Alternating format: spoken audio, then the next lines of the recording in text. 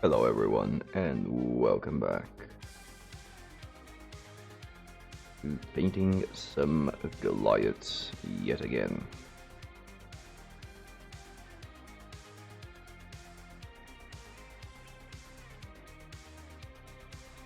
Happy Monday. As much as that can be thing to celebrate, but another week, so good things can, in theory at least, happen.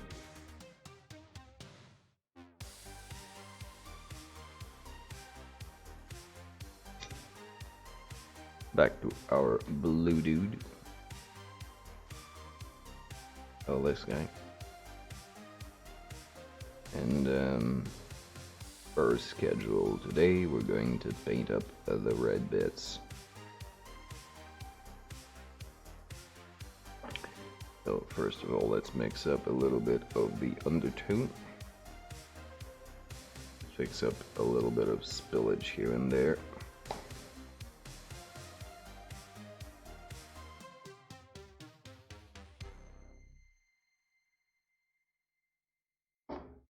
Definitely is some.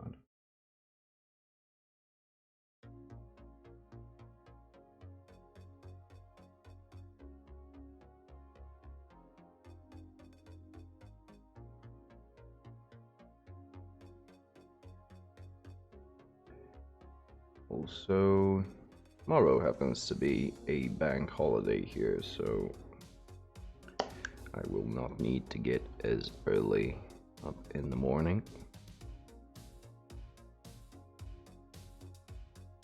Means that we can go a bit later today. Usual. Get something done.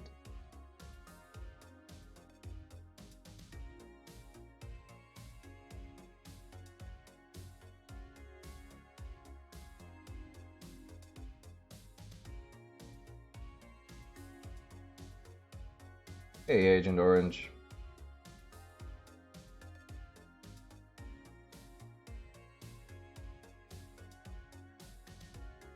Yeah, just a little bit. I was ready a little bit earlier and decided to just go ahead and start off.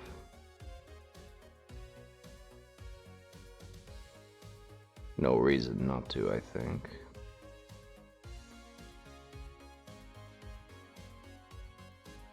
Hopefully get some more stuff done today.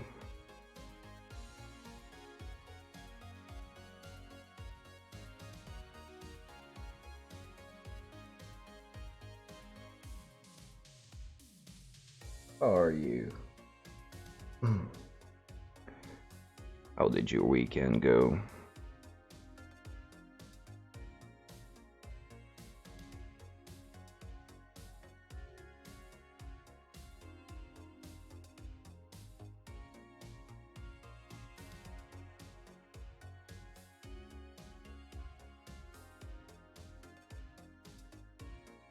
Yeah. I'm pretty salty about that one. I can fix it, it's just annoying. Although this time I went for it with the airbrush and it was better. It's just that I was a little bit inept and completely out of practice with how an airbrush works. So, went not so well. Also, the airbrush itself gave me some headaches since the needle decided to not retract. And I had to do some in-progress maintenance while the thing was still hot. And that contributed to overall screwing things up a little bit. But I'm getting closer, so lessons were learned.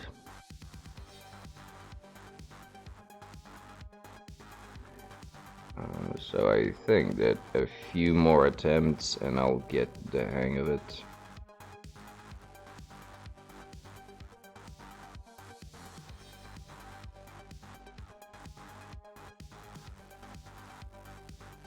Is that you?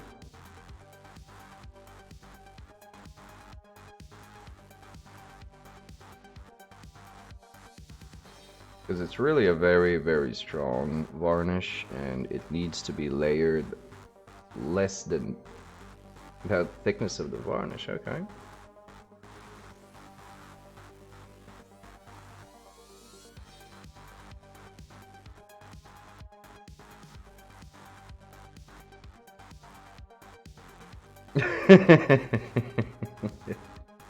Thick.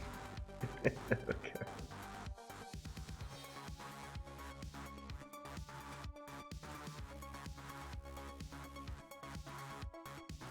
Nice. Yeah, so I just need to go in thinner coats, which is gonna happen. I just need a little bit more practice. Apart from that, so the way to fix this is just reapply the satin and just do it over again. It does run a little bit of risk of getting too much on there, but I think I'll be able to control it since the semi-gloss is from a rattle can and I can aim it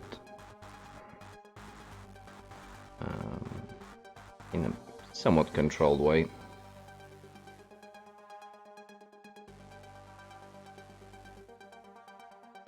I can also try and go over with the enamel wash because it's a little bit less. Yeah, a lot of things were pretty decent before that.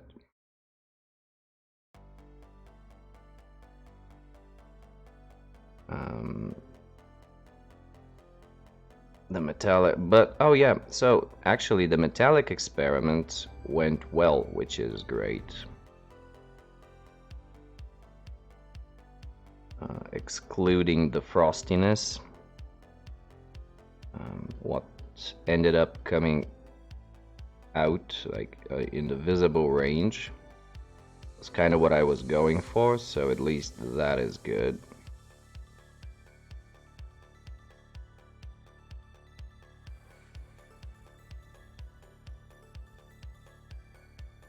So all that's left is just learn a little bit of airbrush control.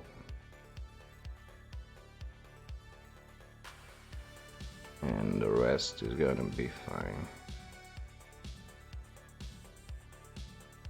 But I was very salty. I'm not gonna lie to you. Like, the moment I saw how frosted it got, I just really lost it.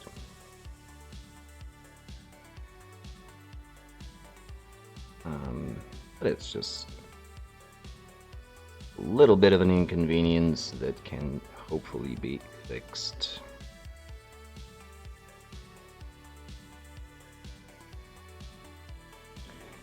Interestingly enough, there is very little information on the internet regarding this. It's weird considering that right now there are tons of videos on almost every single topic. Varnishing seems to sort of stay back, remain a little bit in the obscure range. Yeah, no, it's fine, it's fine. It's gonna be fine. It's currently not, but it's gonna be.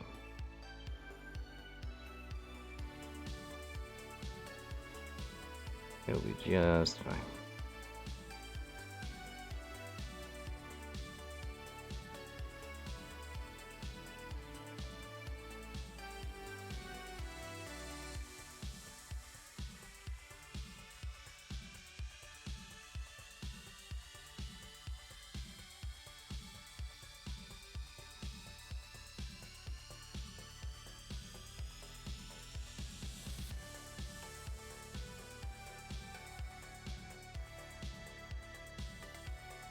Well, actually, Vince Venturella, who's one of the leading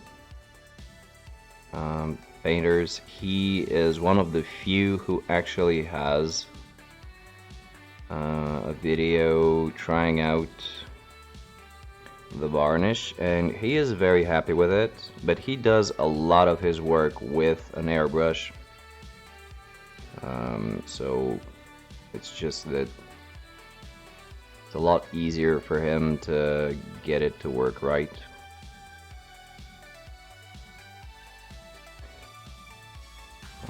But yeah, most people just use Tester's dull coat, which I would be completely fine with using if it was imported in Bulgaria, which it isn't, unfortunately, because there is some weird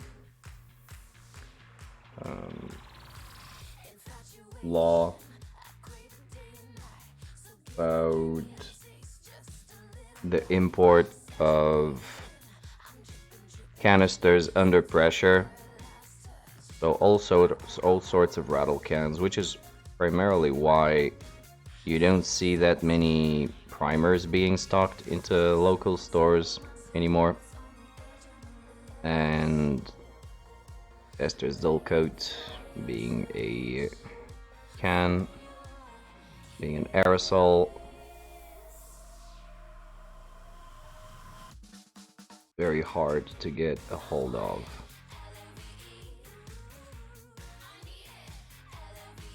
That's mainly the reason.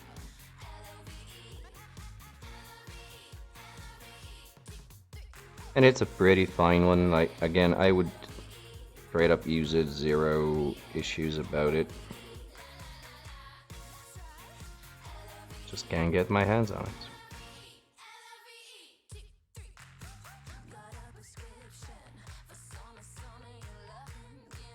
Amazon explicitly states that it will not ship this particular item to my country.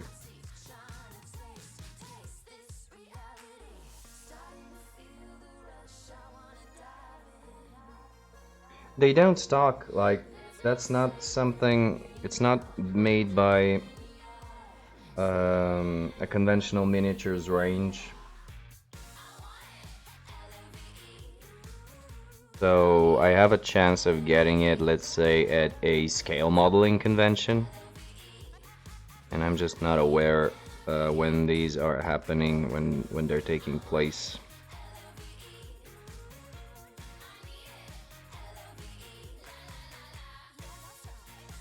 Ask Musk, yeah. Oh, come on, dude, come on, just a couple cans, please, please, man, come on, it's gonna be alright, man, come on.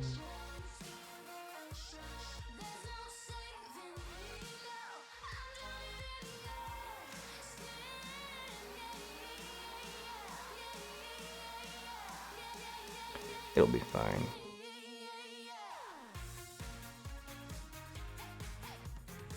Just a little bit of an annoyance because it's kind of the finishing touch.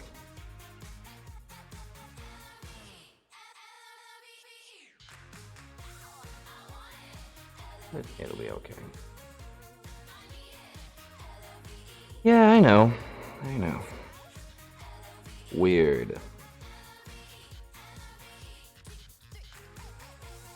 Same thing with the old primers from Citadel. I couldn't get them from Wayland Games, and local shops stopped stocking them up for whatever reason. Like, probably the same one. So it's been a bit bullshit, yeah, on that front. I did get my hands on makeup brushes, finally. So that's a thing. Which will improve my dry brushing whenever I get to do any.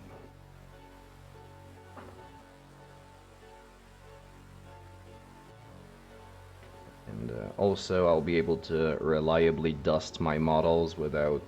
Yeah.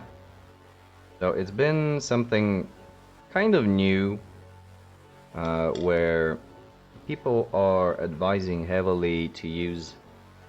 That is exactly why, because the hard bristles leave that chalky, exactly, leave a lot more chalkiness to the model, and it's a lot easier to see the lines from the hard bristles, whereas the soft brushes actually just powder it up slightly, and it blends a lot easier on the model.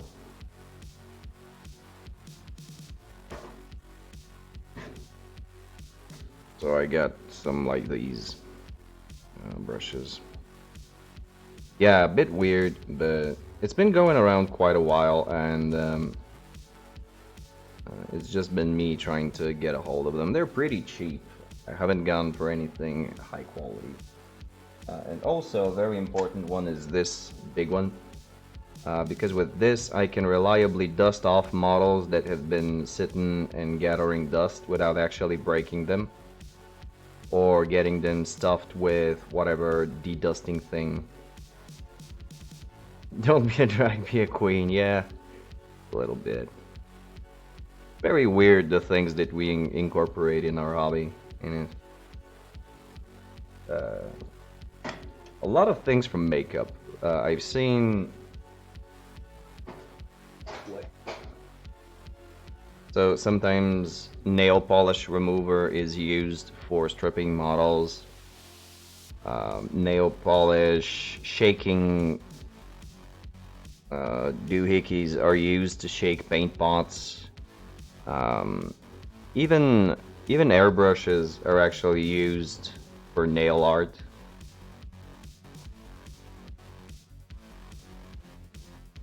What else? Well, terrain. If I ever get to do terrain or tanks, the big brush will come in very handy for dry brushing.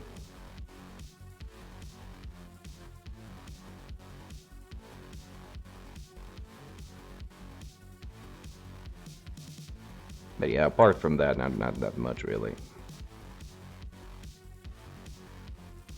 But even the dusting, like the dusting has actually been an issue for me.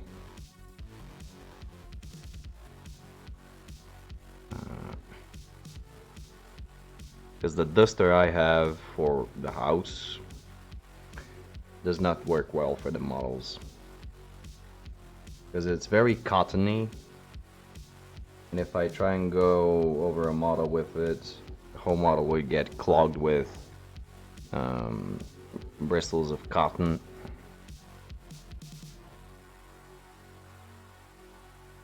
That's not good.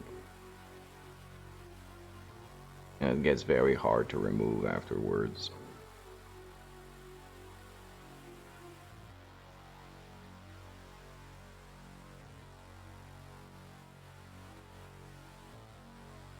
Yeah, that's fine. We'll get it done. I know he also has some makeup brushes for the same reasons. But we can get shit done. After rain in boxes, yep. I'm actually just waiting for him to play his game with Richard. And then we can, because that'll sort of signal that he's a bit more free with time.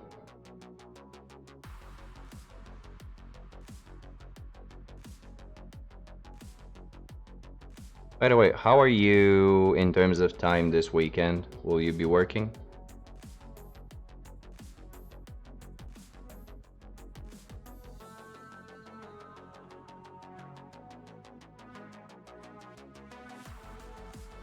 I was thinking about trying out a Blood Bowl game with the new rules. Working, okay, so next time.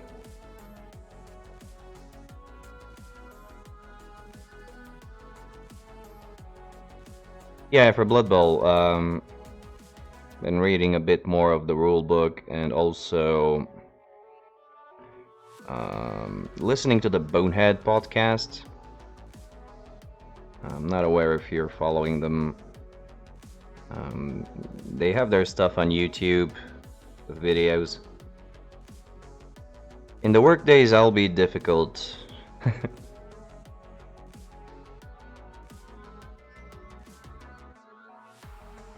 Unfortunately. I got quite a large amount of stuff coming work-wise. I won't really be able to get around to play, but that's okay.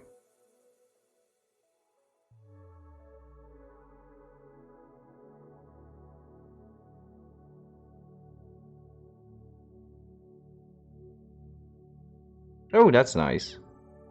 Yeah, it's all right. About the Blood Bowl rulebook, it's pretty fine. The differences in the actual rules are very small, so a few games and we'll get there without much issue.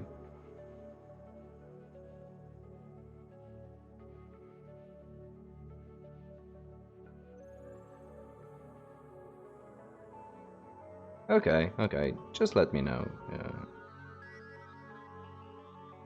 We can figure something out. That's all right.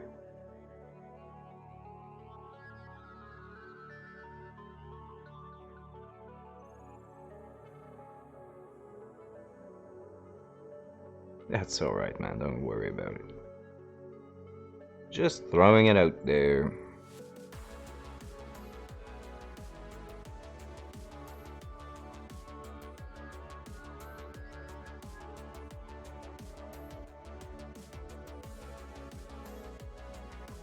And yeah, when Emo and Richard play their game, I'm gonna get in touch and see what we can do about either Necromunda or Mordheim or whatever, just to get some stuff going game-wise.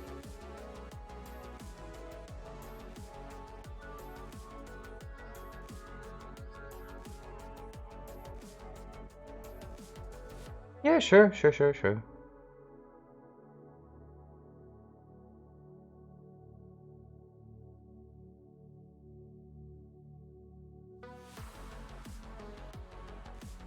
My thoughts exactly.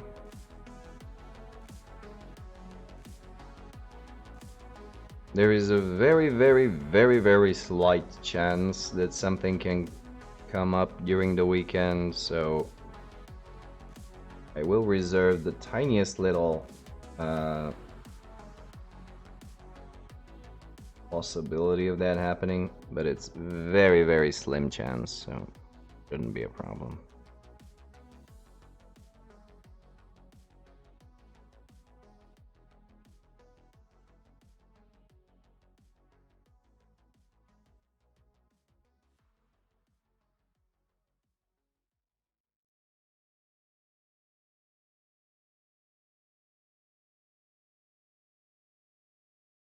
I tried to renew my NAF membership. But it's been weird. I paid like 3 days ago, and it still says that my membership has expired, which is weird, but I guess it just takes some time for the people to actually see and activate it, because I think it's a fairly manual process.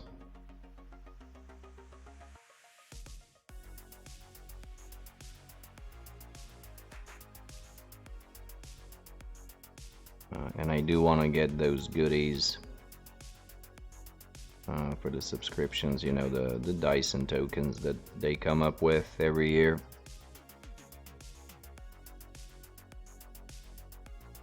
I don't want to miss out on those.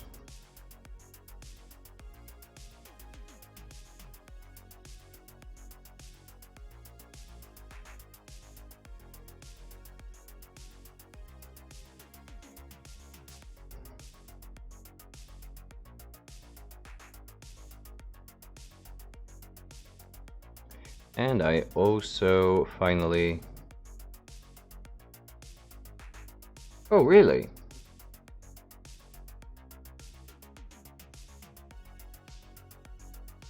That's odd. Like, they come with a lot of a delay.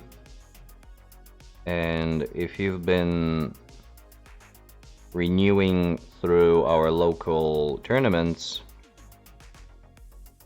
it's possible that Emo just gave them to you when they came out and you didn't know that it was from NAF.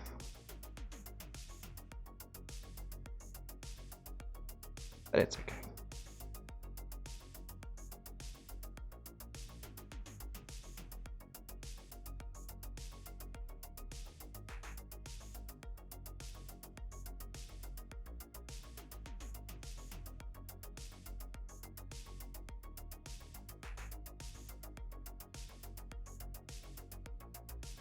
Because again, it's a fairly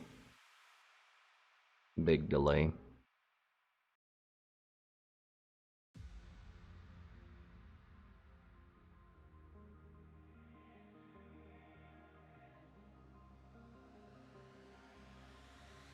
Oh, and I also finally ordered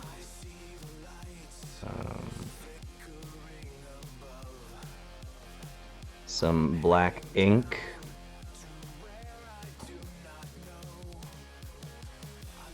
For lining. Because I've been doing some lining on these models as well. It's not just gonna be for the comic style stuff. Because it's a lot easier with the ink.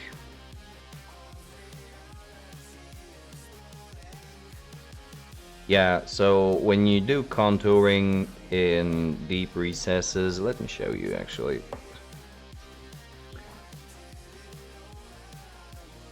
Yep.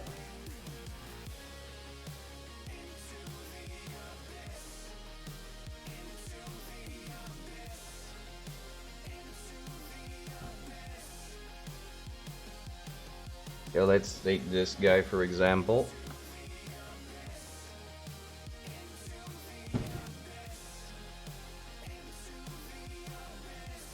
If you look at the shoulder pad right here,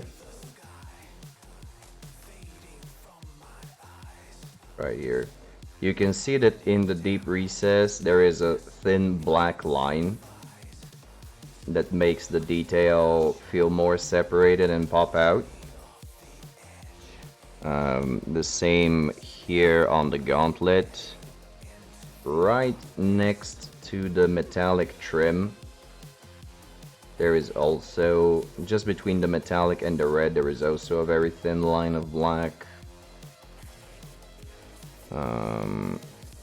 Here it's a bit more prominent on the ankle and the greave.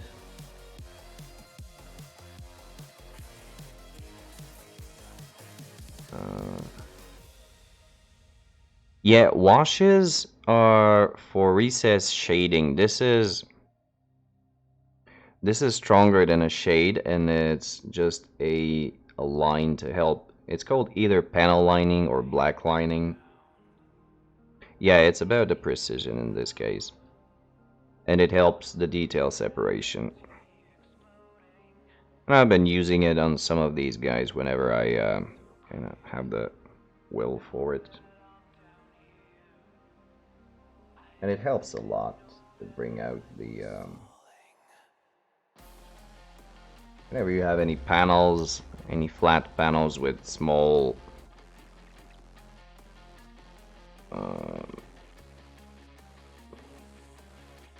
differentiations between them.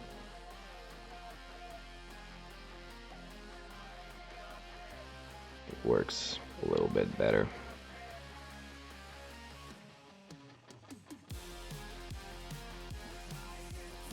And the thing is that regular paint isn't opaque enough, and so you might have to either... So the idea is that you would just put a drop here on the in the corner, and the liquid would just run down and sort of fill up on its own. And if you get a normal paint to that consistency, it won't be a nice flat black. It's gonna be a bit more transparent, and you'll have to do it again and again, and working with such thin lines is gonna make it difficult to recreate. And an ink does that in spades.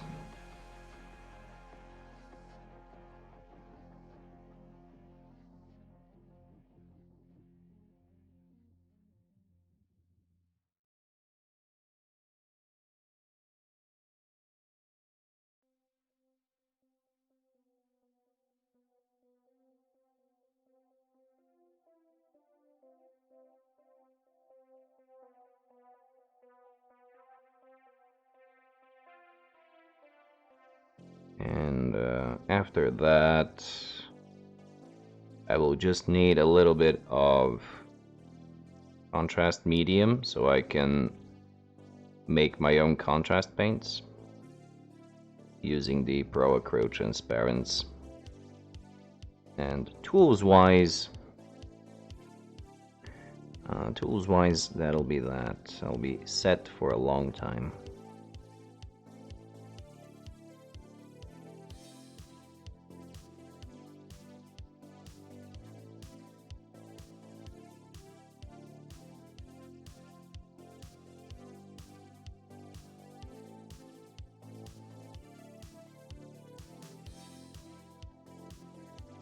The Discord stays unused. Well, put some teasers. Of what? Of streams? Nah.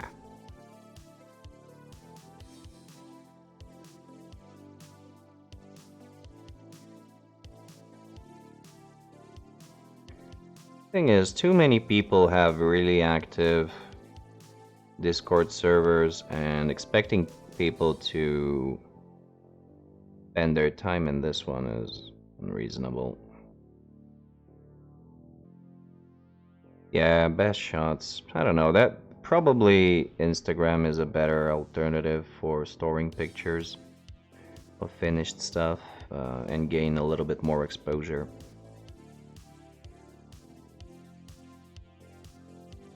The Discord is sort of more utilitarian during the stream. For someone who doesn't use Instagram to share their pictures or to use the voice chat.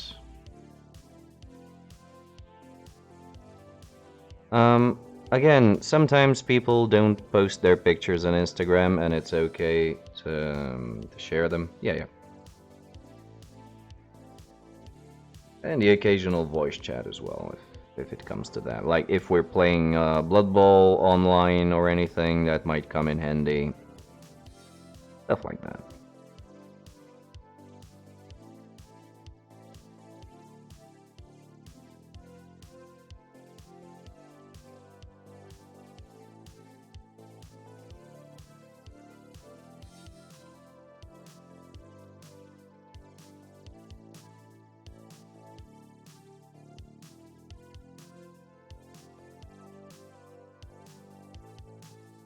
Because really there is fairly little use of it beyond that. Unless you're like a big streamer or something where people will actively have discussions and promote their own streams.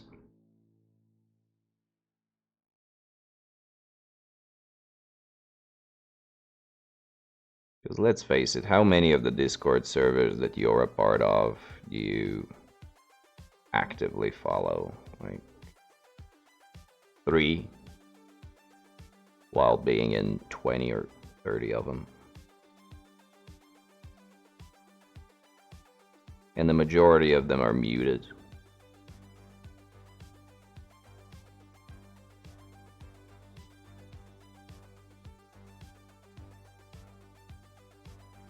It's just a big want and a big expectation to expect that yours will be any different.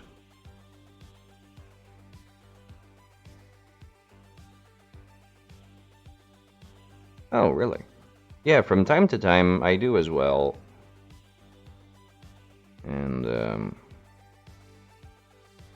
anything that is actively gaming related, like the Yak Tribes one, or back when I played in Rebel.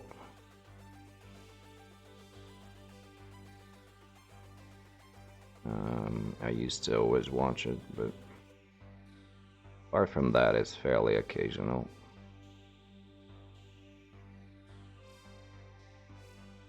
But it's a good thing to have.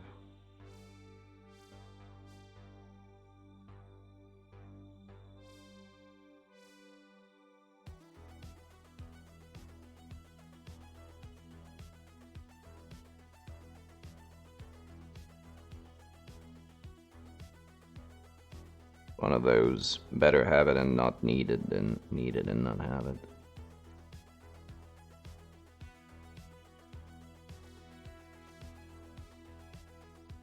Situations.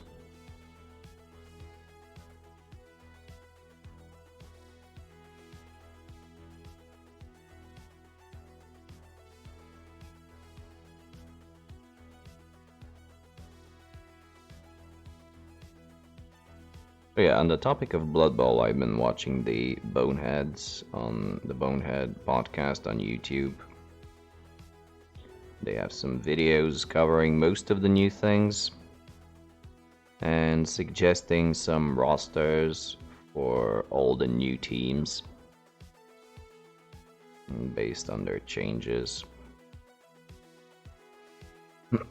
So it turns out that there will be a lot more gold being won in between games, as you will be getting additional cash for every touchdown that you score. And yeah, give me a second and I'll link you the channel.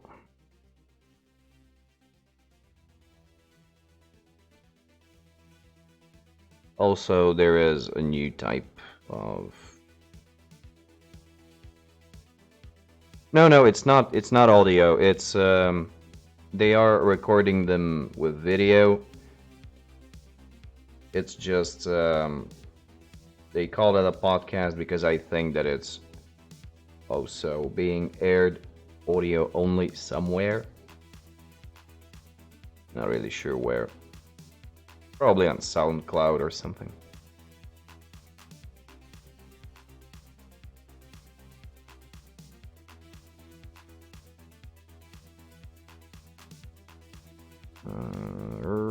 Yeah. Oh, and there's a new one on Star Player Spotlights, just in time.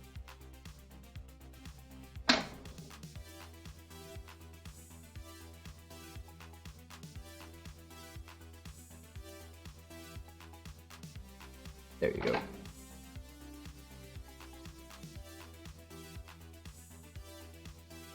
And they have some game reports as well if you like watching tabletop Blood Bowl on video, which is a bit weird, but it's there. So, oh, no worries. And the point I was trying to make, so there apparently the mechanics that are being put in place are to get more money during your league seasons, which means that it will become more feasible to use star players more often, because you'll be able to recruit them more reliably, which is kind of cool.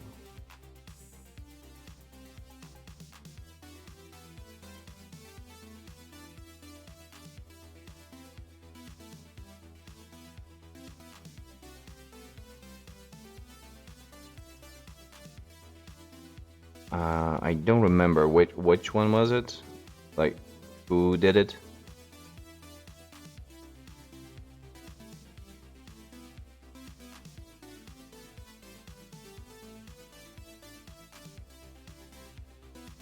So I remember some of Mini Wargaming's battle reports from Mordheim. They had a small campaign, and those were done pretty well.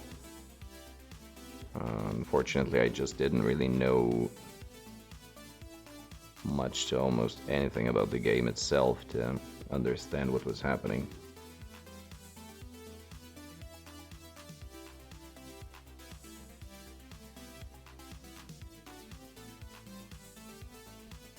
Okay.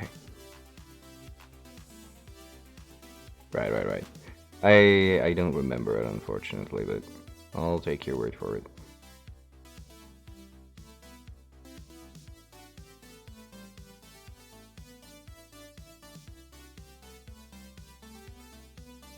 Oh, that's great. Yeah, these guys, they have fun as well, and most of the rosters that they suggest are just fun rosters, not so much competitive.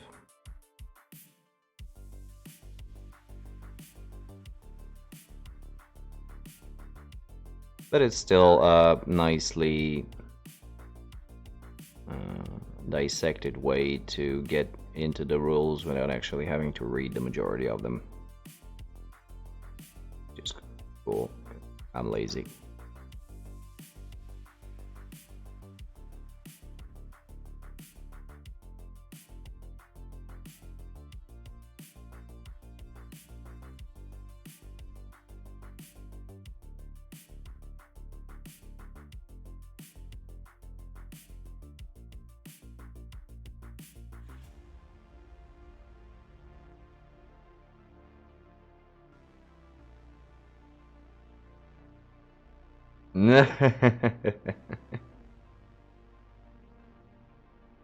Nice.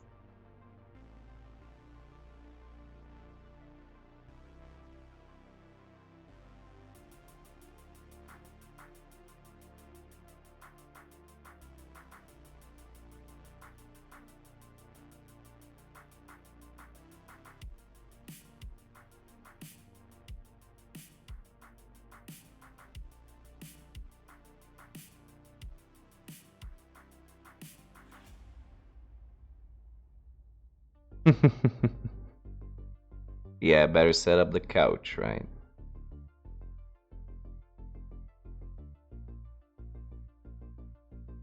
In a moment like this.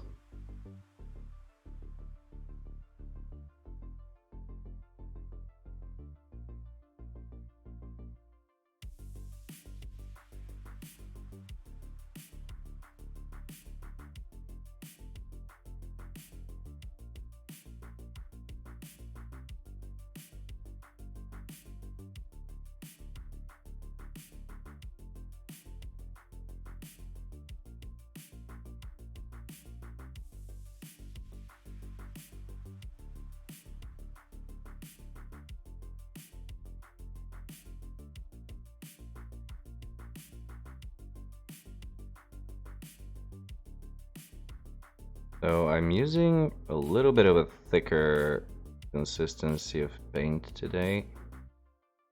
I was hoping that this would go a little bit faster. Doesn't seem to be the case.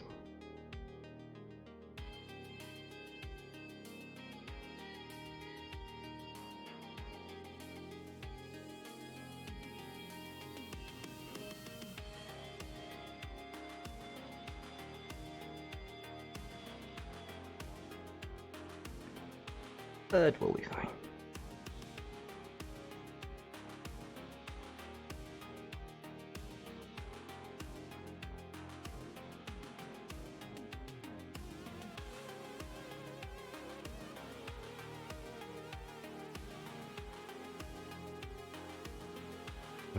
Right, the gun.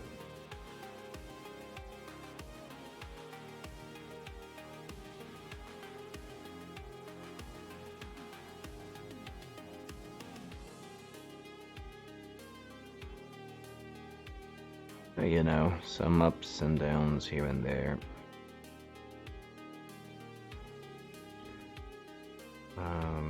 The varnish stuff is really something that's weighing on my mind. So I'll try and get it fixed as soon as possible.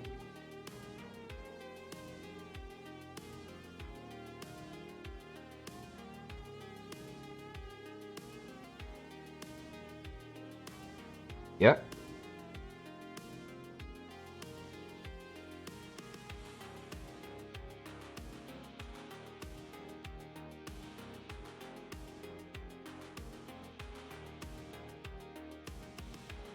Oh yeah, Tyranny.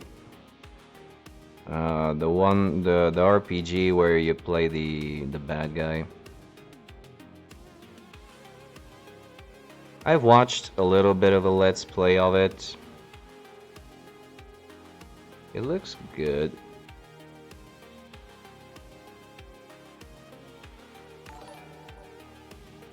Oh wow, Pumpkin Unicorn! Hello! Hello, hello! Thank you for the raid! Hello, raiders! Haha, nice. What's up, guys? What have you been up to? Mini chairs. Nice.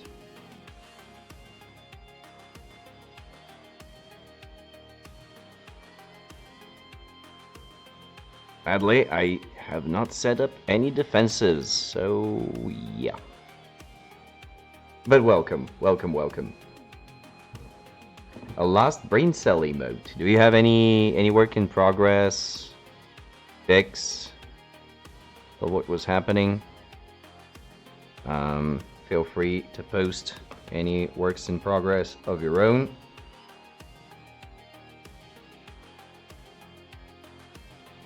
Alright, thanks, man. If you don't have any... If you don't like posting on Instagram or anything, you can join the Discord.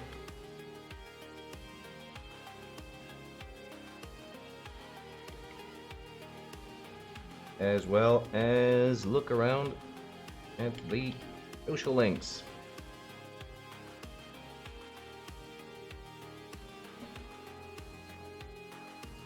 How long? Well, this is a painful topic for me, actually. Because I am a notoriously slow painter. And the last one I did took me about 14 hours-ish total. Many cigarettes. Thank you for the follow. Thank you ever so much.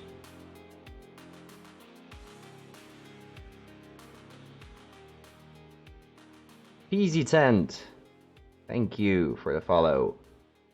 Edgar Gill as well. Thank you guys. Welcome along.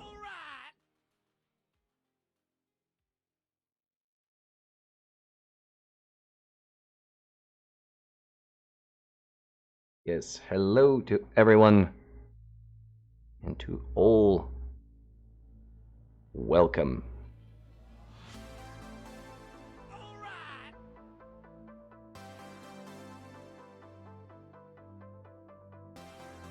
Thank you. This dude in particular is one of the Goliaths for the Necromunda board game. Aw, man! You didn't have to. Thank you. Thank you, much appreciated.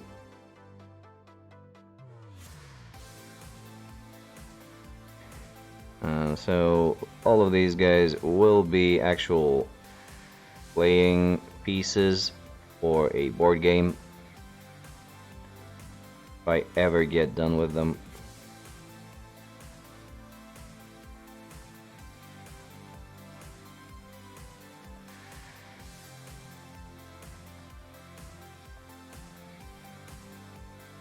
Yeah, we must believe. Again, Pumpkin Unicorn, please feel free to share what you have been up to in a visual way. This is a link-friendly chat, so do not feel any hesitation to share what you've been doing.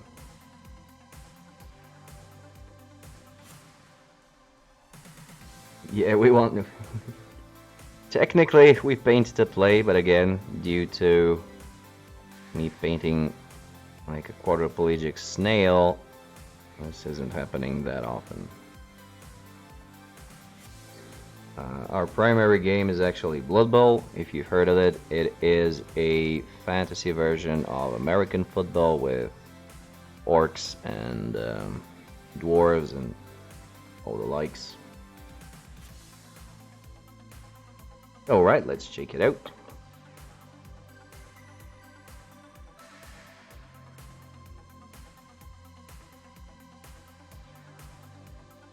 Oh, dude, don't you worry about it. Nah, I'm curious, man. I want to check it out.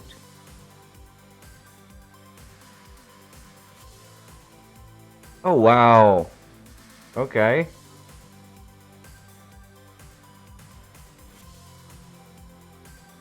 Man, this is nice.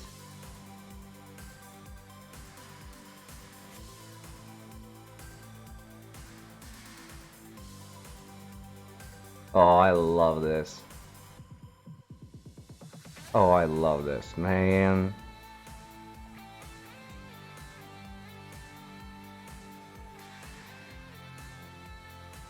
Yep, this is actually an offset from Warhammer, so like it's in the same universe. Oh, this looks so good. Aha, you have a Facebook. I will follow you on Facebook now.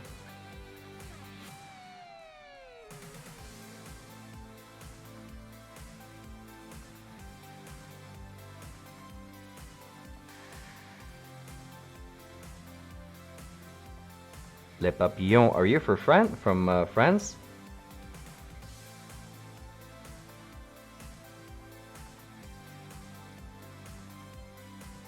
Ah, sorry, just made an assumption.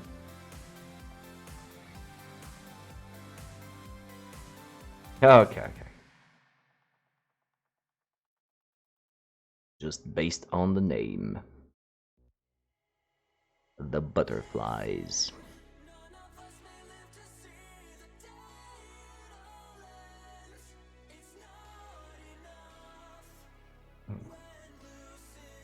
It is. It means butterflies.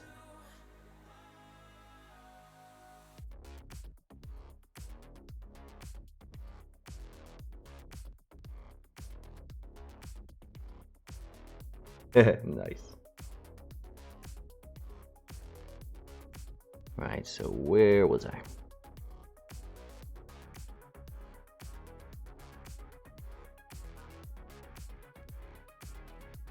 Oh no, these come as kits.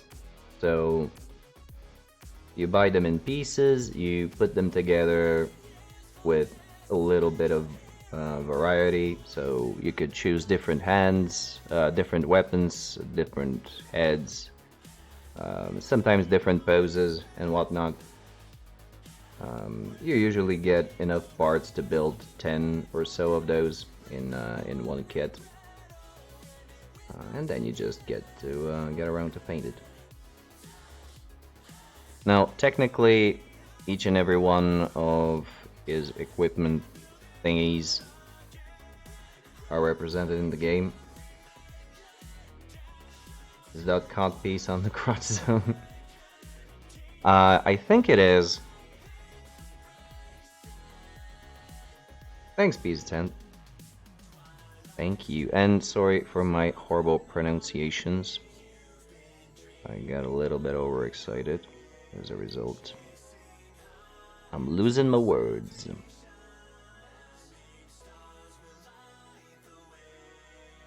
Yeah, this is actually across all of the models, and for the majority of them, I never got an idea whether or not to paint it as a separate detail or not. Because, for instance, this guy who I've already completed, you can see that he actually has spikes on his crotch. So that is obviously a crotch protector, guard, whatever. Yeah, so in this case is mostly obvious. But for the rest of them, not so much. Yeah, I know, right?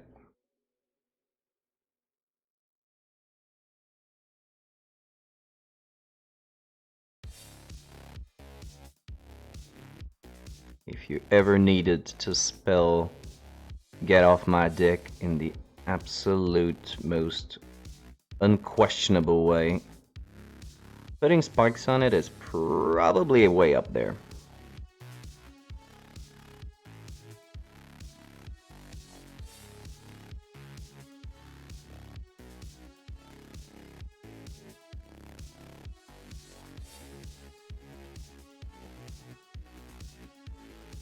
Well, sure, like, to each their own, as they say.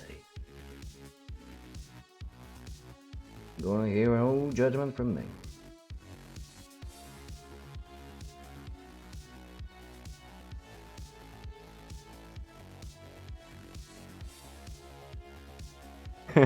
Yeah.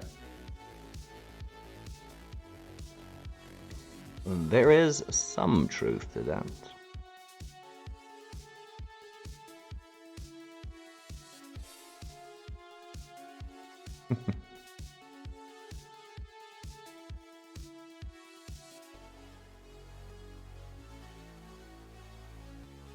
Yeah, I mean, we don't really get that much of a choice. If you want to belong, or at least be a part of some the community based on a common interest, you kind of have to roll with the punches.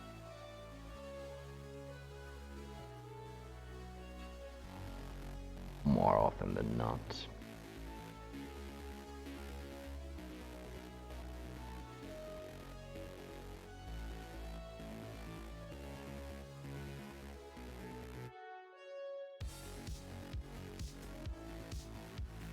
Yeah. How is the situation about that? Has it become lighter?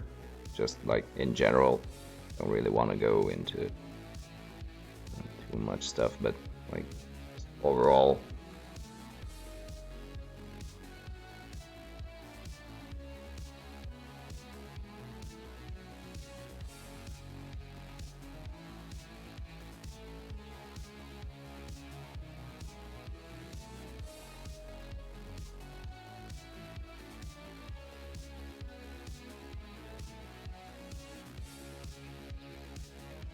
Okay, that is good to hear.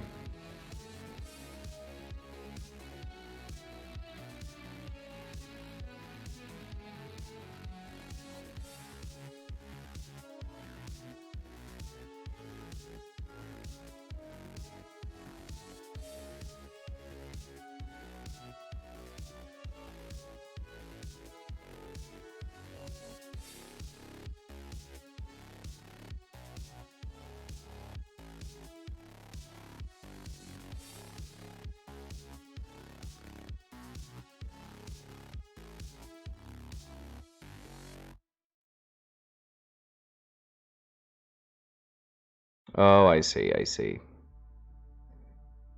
Yeah, it's... Well, we all know the situation, don't we?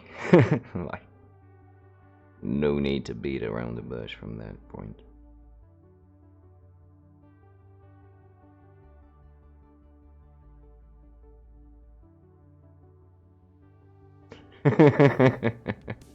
Okay.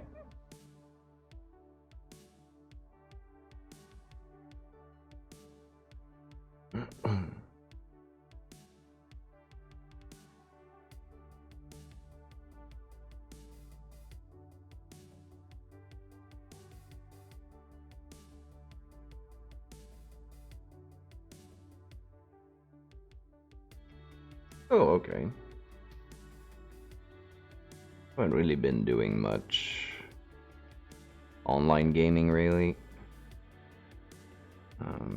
Actually going through my library on Steam and try to clear some of the things I never got around to before.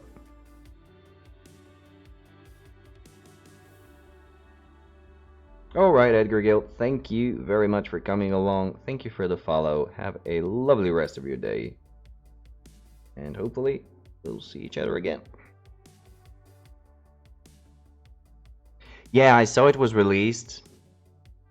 Problem is that that's not one of those games that you can just beat and say, okay, I got through it. And I don't know if I have the time to commit.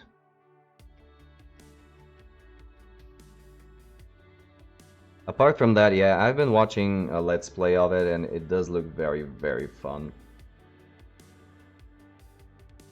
Also, I've yet to beat Bastion or Transistor or Pyre, and just getting another Supergiant Games title and not playing it would be dumb.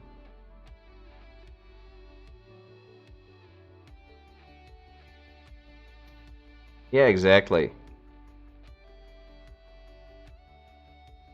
I'll end up getting it. I know I will. Like, I've been looking at it for far too long to lie to myself that I don't like it and I won't get it. So, yeah, it's happening.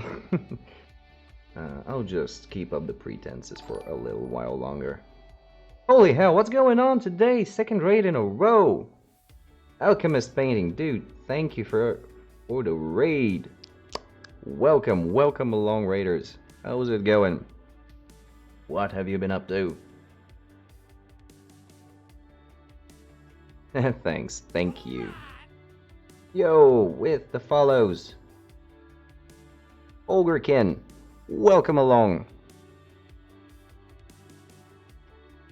Jotun Wolfart, welcome.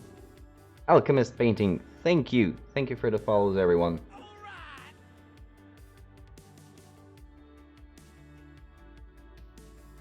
I am missing chat.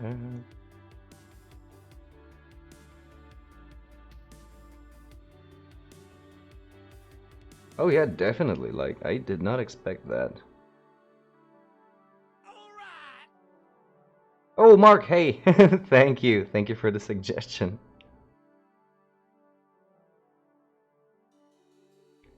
Stream's going pretty well, thank you very much. Painting up some Goliaths for Necromunda. Lilagu, welcome.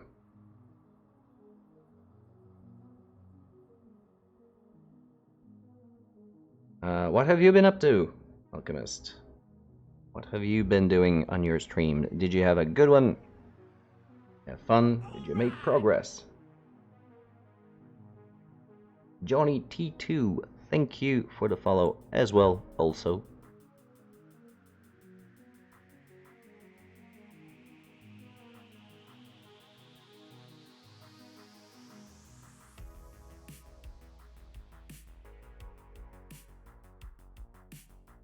Nice.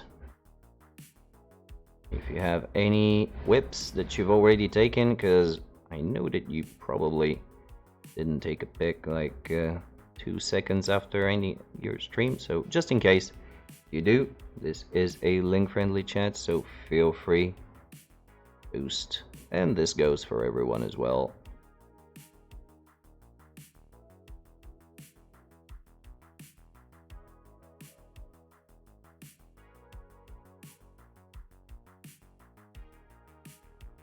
Absolutely.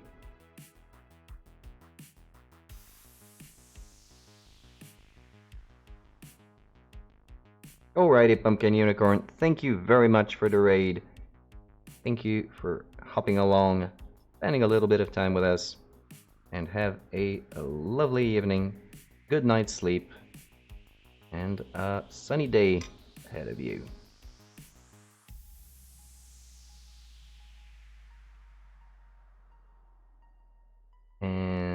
I'll just run another batch of a little bit of a social spam your way, just to have it available.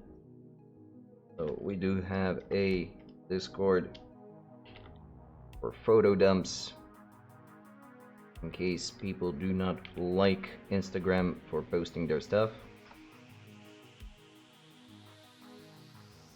I write that wrong. I did. Yeah.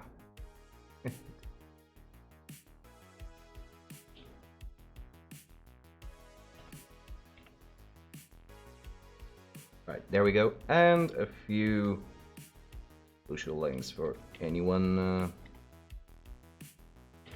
who might be interested. Apart from that, we are moving along. For some reason, my lighting today is horrible, and I apologize for that. Yeah, on the skin tone, I've been trying out different skin tones for each Goliath, just to keep things a little bit on the fresh side of things. So we got blue ones, and green ones, and purple ones, and they're just playing around. Some work better than others, but we're going to work it out. Actually, here is the one I did manage to finish. This purple dude here. I did manage to ruin him quite successfully with going too hard on the matte varnish.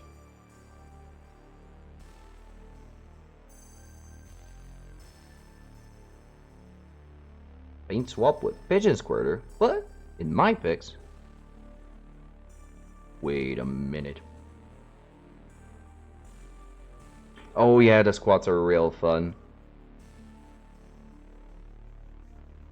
Thanks, dude. Thank you very much. If you like squats, have you checked out Hardcore Miniatures? They have some really cool sci-fi dwarves. Ogrekin.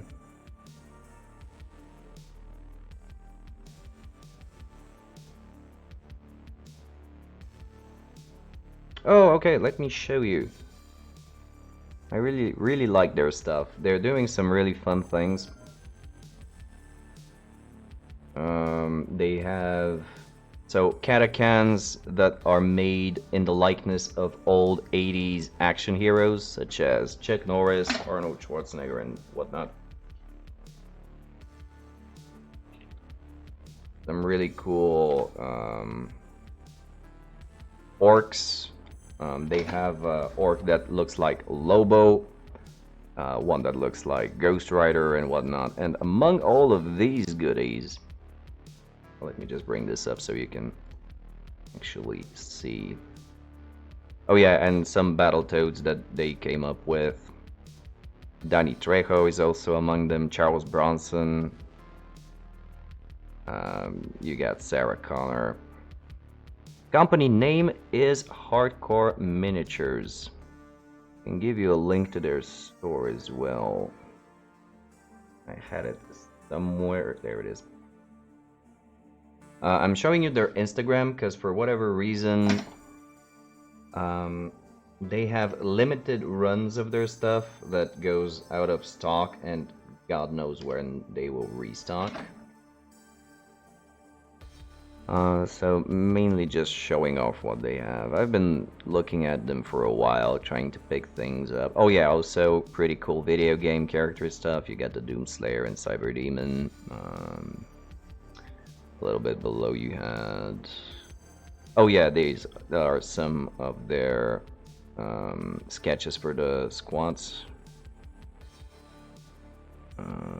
Wanted to see where they are, I think. There they are. Okay, there you go. So these will fit into a Necromunda context brilliantly, if you ask me.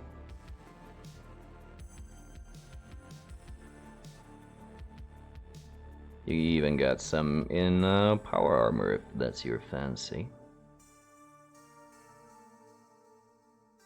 You get a size comparison to a Primaris just in case and whatnot.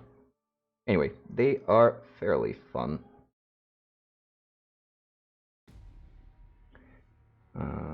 So if you wanted a little bit more variety, here you go. Squats! Yep. That is most certainly them. I really want to get the old video game characters. I want to get Duke Nukem and one of the Quake guys, because they have a couple of Quake dudes. I want to get the old one. Eaten by Tyranids. Never to be seen again in the lore of Games Workshop.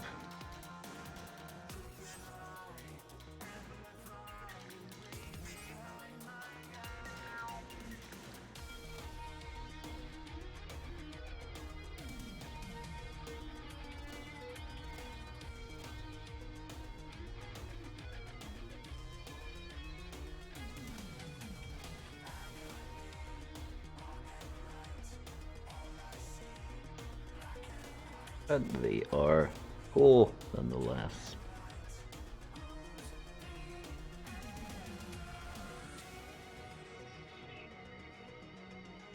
Sadly, right now they've got almost nothing out of those. Yeah, I'm not sure what exactly is their release schedule or like system for release in general. Because if you take a look at their store page right now, it's extremely barren. Like there's almost nothing out of those ones from the site, from the Instagram. It's weird.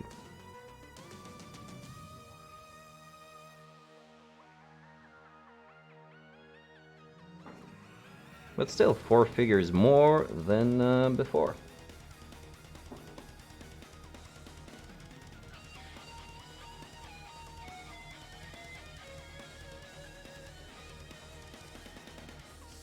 And if we want to be meme malicious, it's something.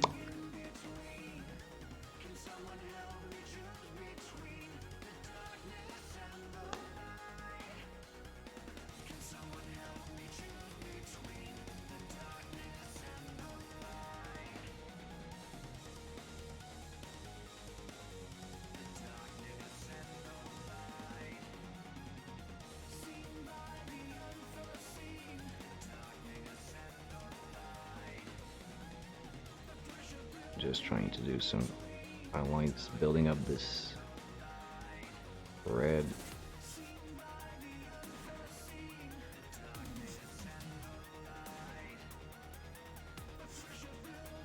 Yeah, this is due to the,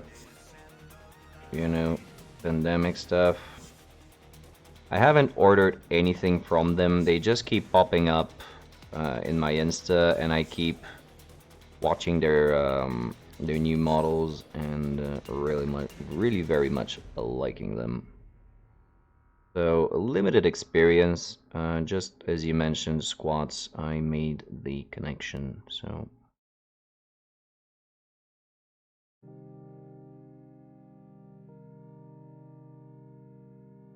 don't really know anything more apart from that.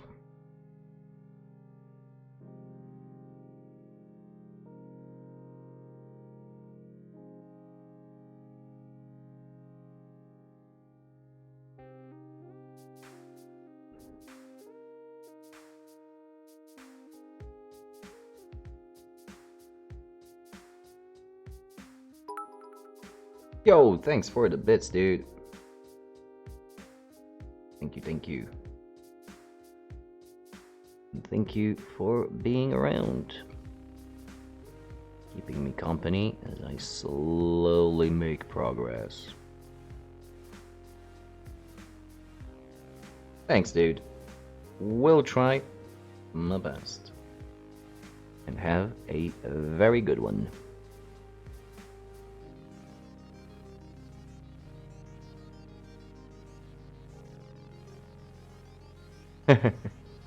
Again, I really can't say anything about how they actually operate in shipping. Um, just something I've been checking out for a while and thought I'd share with you guys.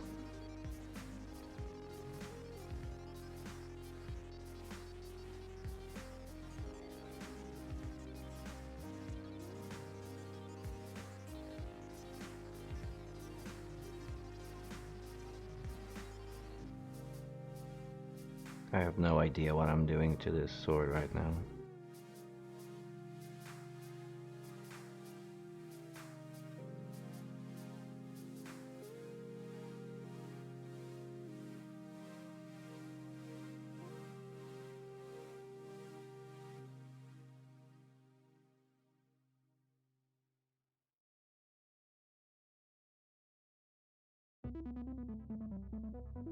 Heresy lamps, what is this? Are those some mini goodies?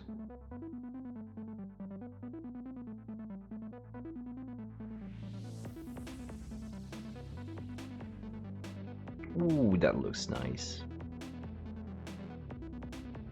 Steampunk sniper with a piggy. Looks lovely.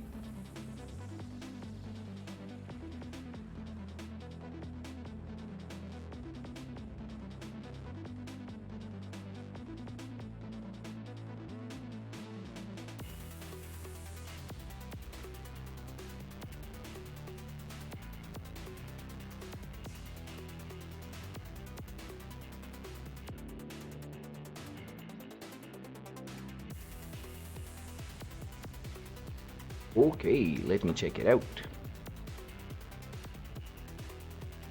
Hochland long rifle. Okay, what would you use it for in a Mordheim context?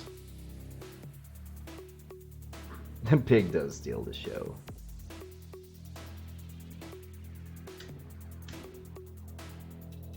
Along with the attached refreshing beverages to it.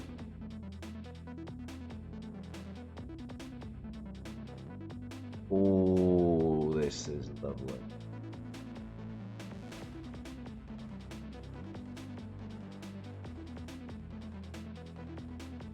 Oh, that's gorgeous. I really like the reds, especially now that I'm trying to struggle with them on my own. These ones really make the whole thing pop. Oh, okay.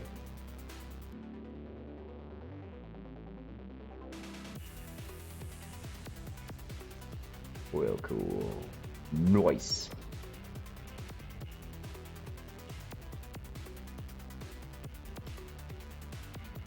Sweet stuff, for real. Really? Seriously? I can usually tell very easily if it's contrast. But here it doesn't look like it. Nice. Even better then. Whoa. Holy hell.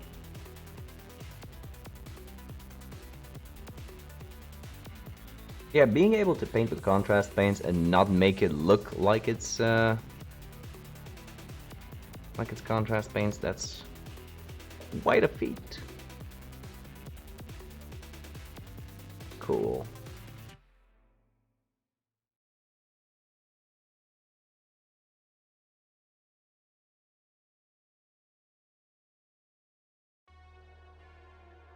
Yeah, alright, okay. Yeah, that makes sense, because I've heard some pretty, well, let's just say non-flattering things about contrast metallics, but it would only make sense. I'm gonna try and mix my own contrast with following, I don't know if, so it's John Ninjan on YouTube. He had, wow, that's a 3-hour mini. Jesus Christ. I'm not going to say how long it takes me to paint one single dude. Yeah. Okay. Yeah, he's been doing some experiments with contrast medium, and the Pro Acrylic Transparent. And since I already have most of the transparents, I'm gonna get some medium and try it on my own for some minis that are less requiring of a meticulous paint job.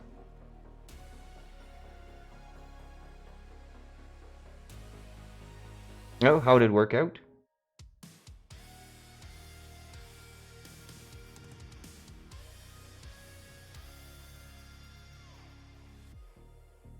Cool.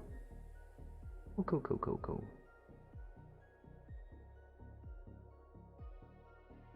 Yeah, definitely something to look into.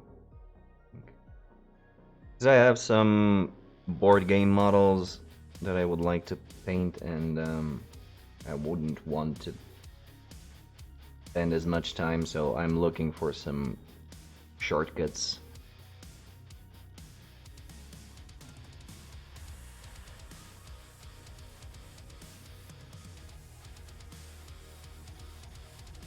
Okay, I see.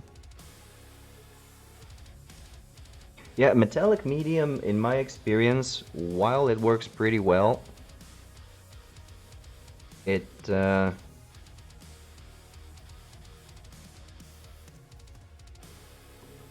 it really brightens up things into the whites. So if you mix in black, you sort of get an actual silver color and whatnot.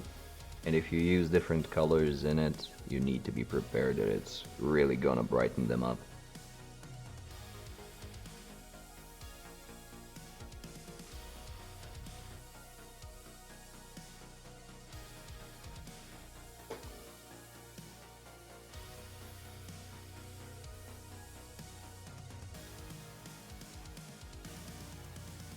Yeah, you don't say, Agent Orange. You don't say.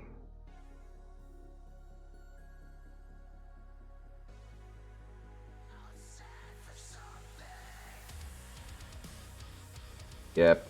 Speed painting or painting with any sort of adequate speed has been an issue of mine ever since I started. And so I am constantly on the lookout to improve that. Because experience alone is obviously not gonna cut it. I'm not making that much progress in that area. Alright, Overkin. Good luck with the minis. And do let us know if you get them. Or when you get them. Thanks again for coming along, and have a lovely one.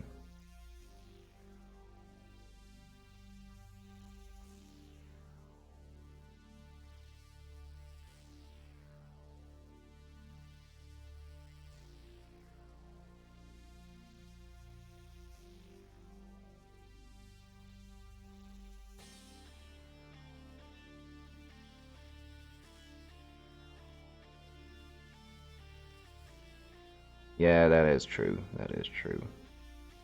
I'm just painting for my own games, but still, it's to the point where it's not particularly feasible. So I don't need to blitz things, but still a relatively functional output would be better than what I currently am at. I'll build up to it. There's nowhere to be in a hurry for.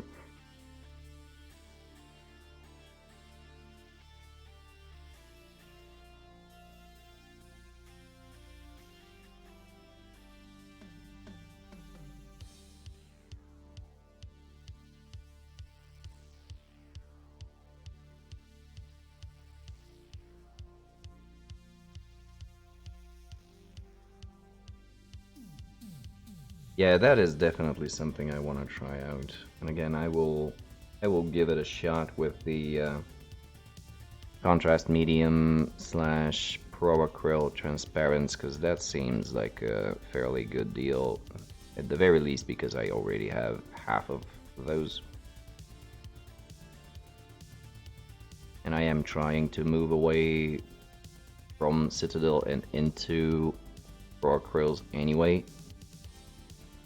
So if a single pot of paint can help me make a cross between two ranges, that'll be just brilliant.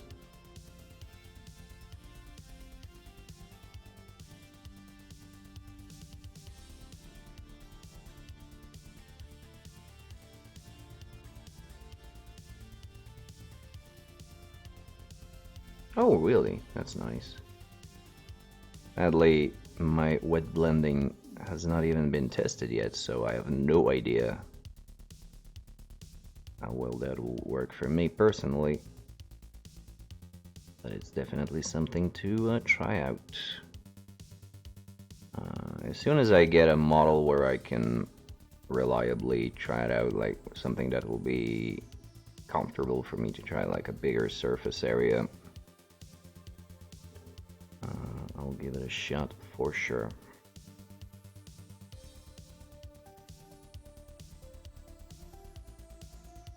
Because this glazing business is slow.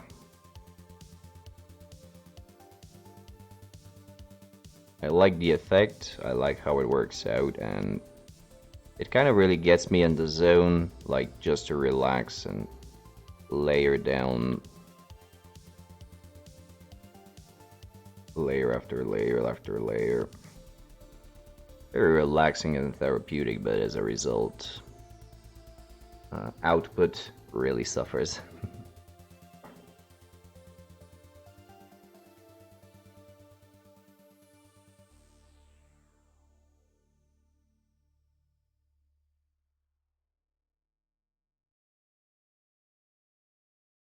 Oh, here's a question for you, because I've been rattling my brain over this for a while.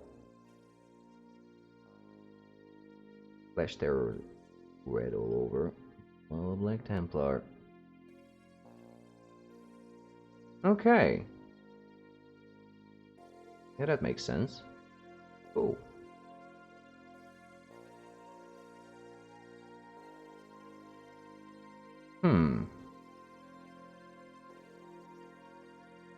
Yeah, but still, I would need to get much more practice in wet blending in general, but still.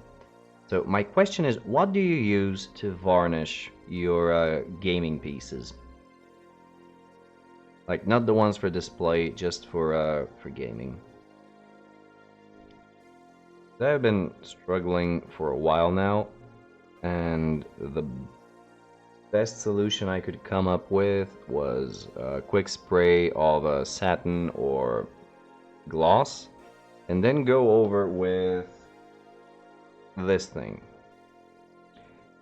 which works like a charm, with the exception of the fact that it works too well, and as a result I get a little bit too much frosting, which shouldn't happen with this. This should be a rather high-end product.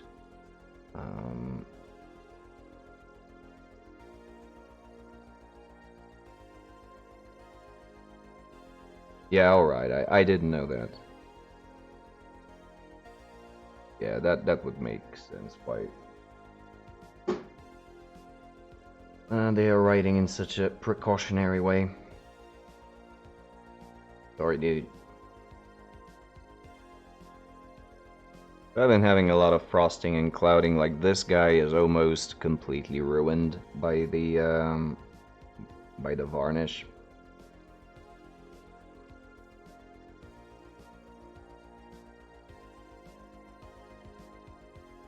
Army Painter matte. See, that's the problem. I like working with rattle cans for varnishing and priming, but there are some very weird laws about shipping aerosols, and as a result, things like Tester's dull coat or well, any aerosol really has become very hard to obtain here. Mineral spirits. Like as a varnish or to remove the clouding?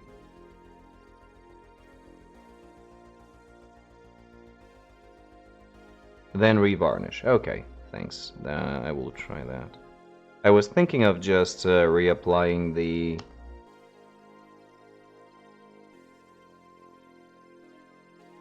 Okay, gotcha.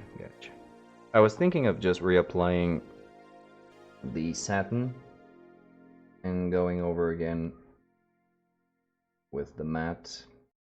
Because it works well. I just had to re-go with the airbrush, and I haven't used an airbrush in a while. So I ended up just splatting up a bit too much of it.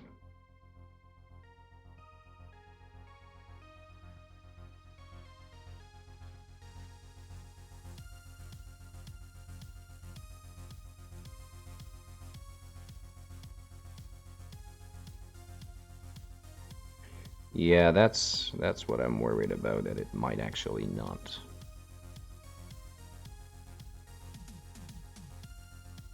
But I'll play around, I'll check it out. And I do have some mineral spirits lying around, so that's actually something I can try out fairly easily.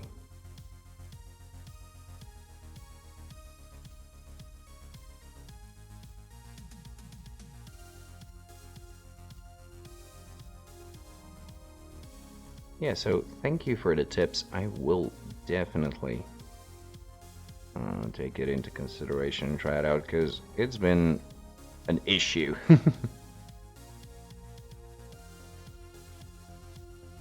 Oh wow, that's shit.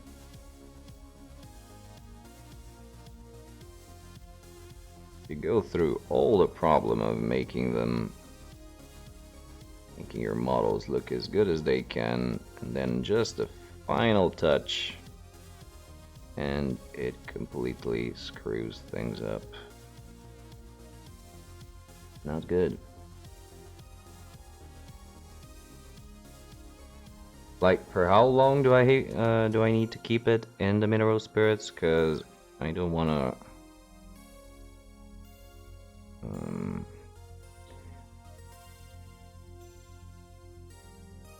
affect the actual paint job.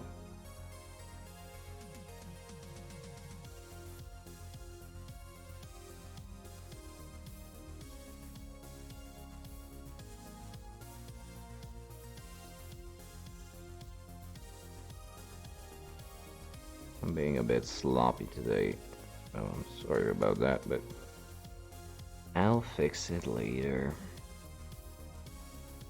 Going a bit too thick with the paints here, so I'm gonna have to do some glazing.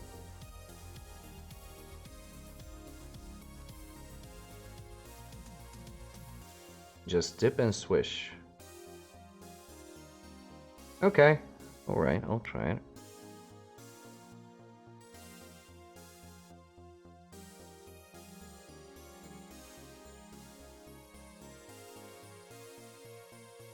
Yeah, gotcha. Alright. Yeah, it's worth a try.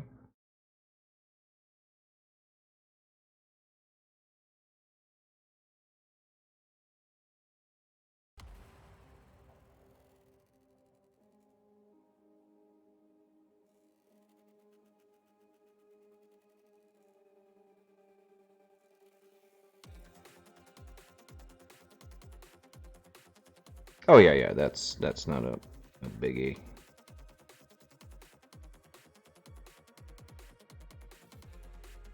Because before that I was using, what was it? Vallejo dull coat. But it's fairly shiny, so I wanted to find something that gives a better matte finish. And I got an enamel matte for brush on. Alright, dude. I'll probably still be here. Okay, Alchemist. Thanks again for the raid. Thank you for the time spent. And have a lovely rest of your day.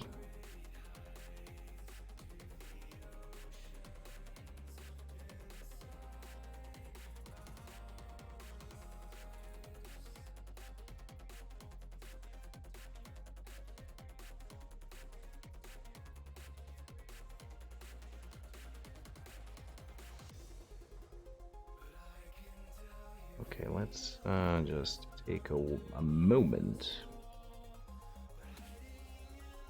Fix.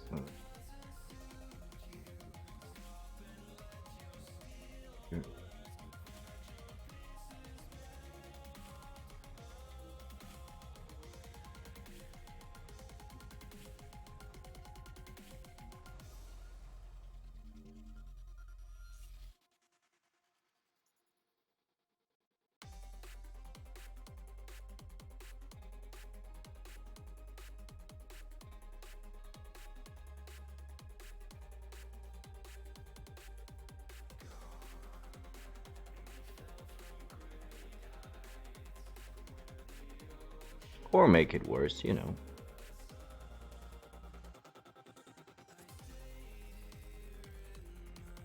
Wherever it gets me.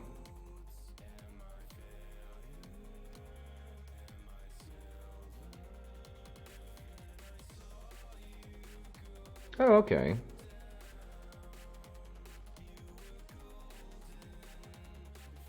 Do you like it better than Pillars, gameplay-wise?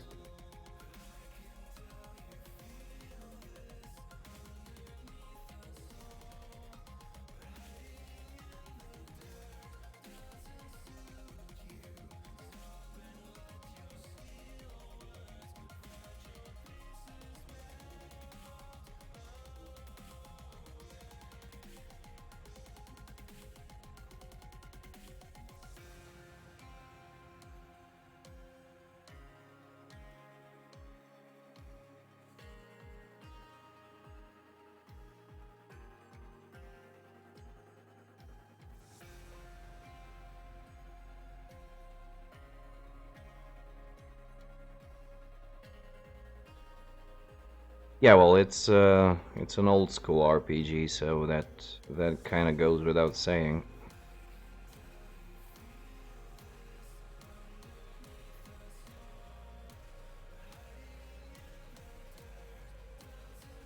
Yeah, it is very dependent on the level of the story itself.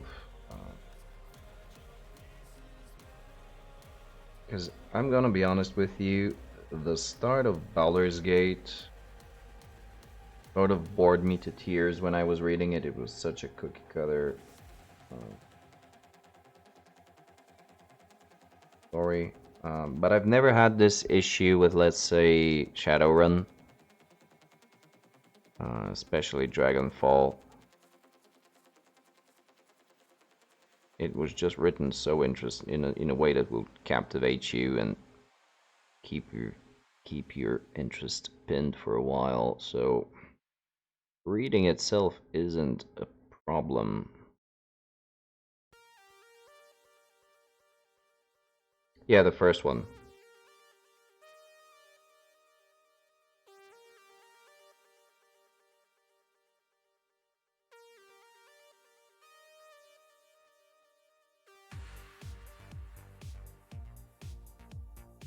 Yeah, yeah, it does.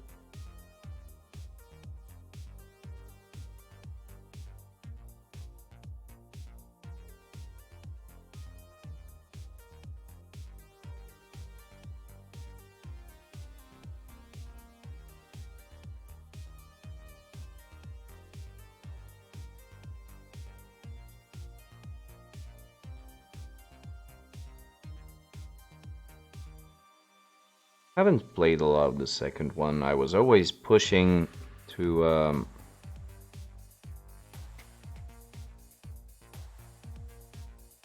go through the first one before going to the second one. As a result, I have never really played much of the second one.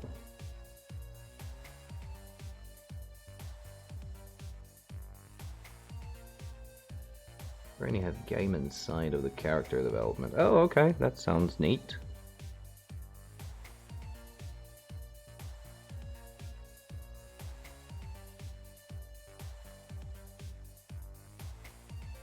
Oh yeah. Kind of like in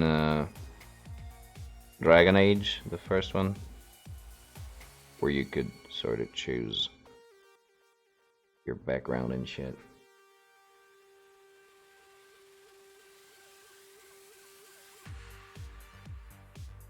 Yeah, yeah, yeah. That is a bit tropey.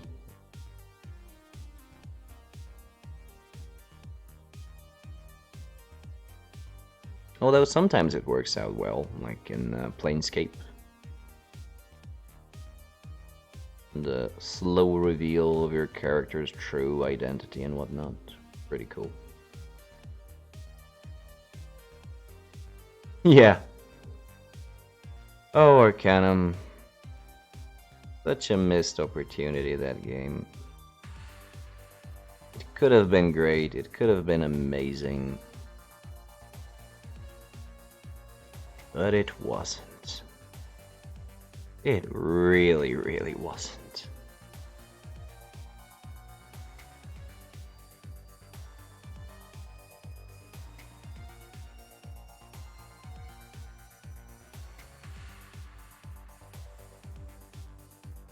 And it had all of the makings, like...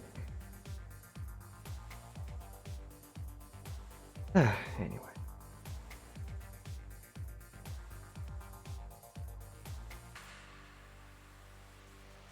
That's probably my biggest...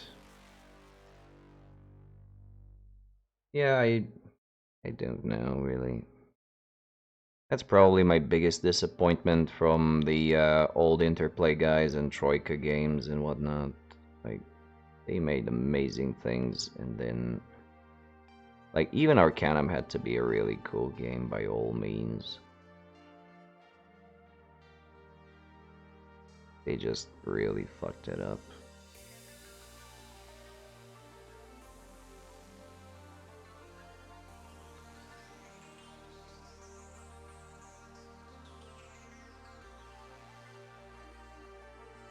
Introducing the real-time combat, I think, is what actually did it in.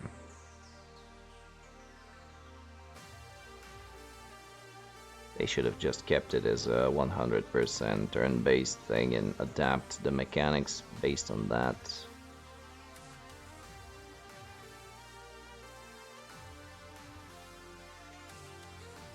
The way they did it, you got nothing out of it. Like, it didn't work well as a real time, and it sucked as a turn-based because it's with the idea to be played in real time.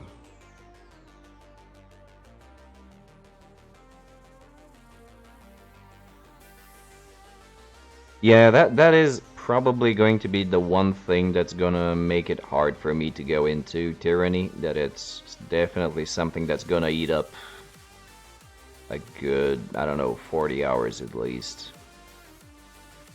But it's on the list of things that I want to try and play. I just need to get into a little bit of a more fantasy mood, because lately sci-fi has been dominating my mind.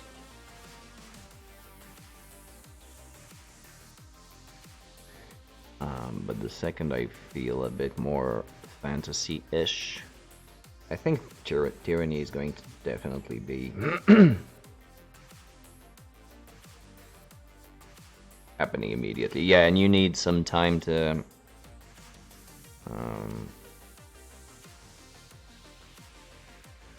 distill it in your mind. Let the details come together. Yeah, I think it's this like huge war and stuff that you're just being tossed into, essentially. And like the player, not the character of the player, is being tossed into it, and you need to get to grips with what's going on. Like a crash course in the game setting and lore.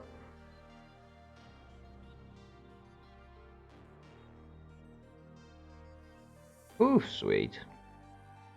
Does it tie in into any existing paper RPG world, or is it original?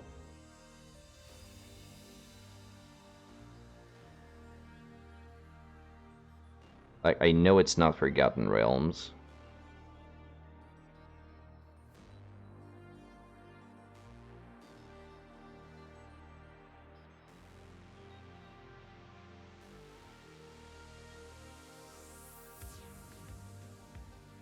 Cool.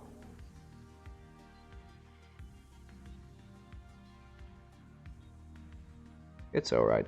The reason I'm asking is because if it's an original world, that means you need that much more time to fully immerse yourself into it and understand its mechanics. Because whatever it is, if they toss you into something that you already know is, like, again, using the dumb example of Forgotten Realms, you can sort of make heads or tails of what's going on. But when it comes to original stuff, you need to take your time.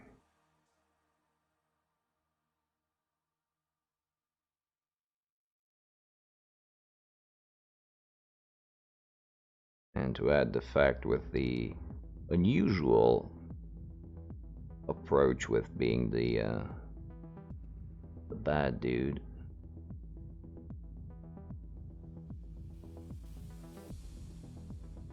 It would make just getting into it a little bit more difficult. But again, I'll scope it out. Thank you for bringing it up. Like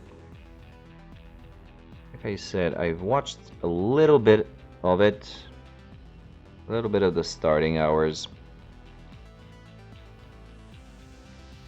It does, yeah. The actual, still images, not the game itself, but the art, yeah. There is a little bit of that.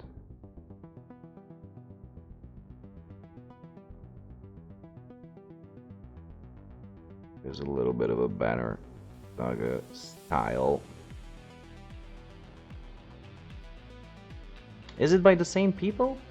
I forgot who originally made it. It came out quite a while ago, I think. It was a good 3 years at least.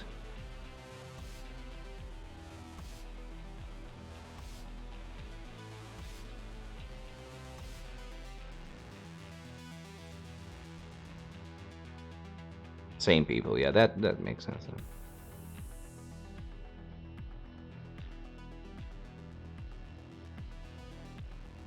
I remember it being all the rage when it came out. But it was I think it was a full retail price title. I sort of whiffed. Yeah, well, that would make sense because they would be same people on the payroll.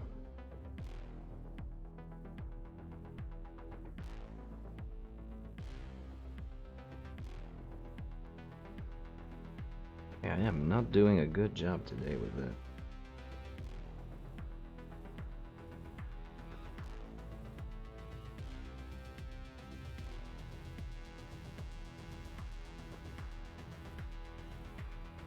Trying to rush it did not work well for me.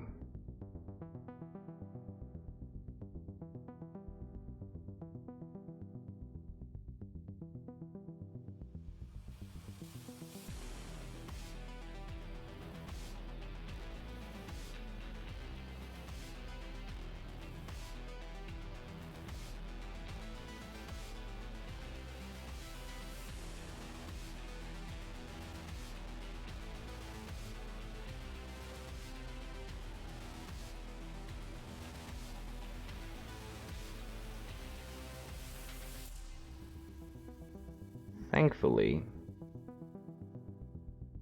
this triad of reds fairly easy to work with.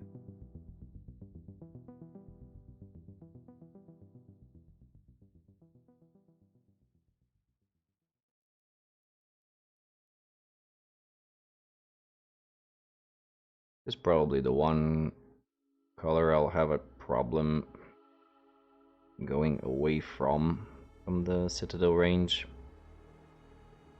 The Mephiston red triad.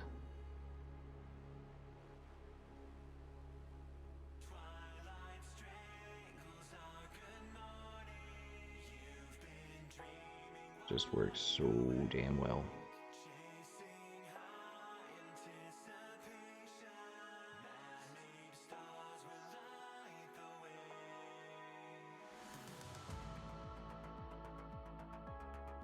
Okay.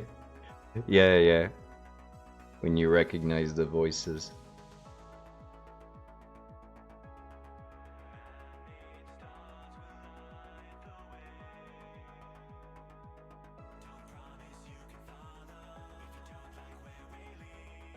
So let's actually make a mid step here.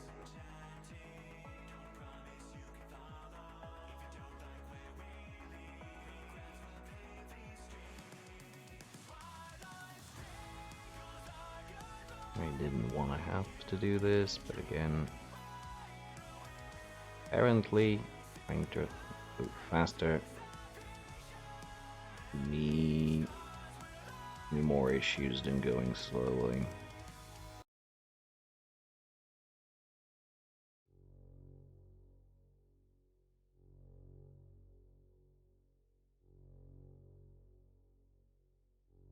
Oh, boo.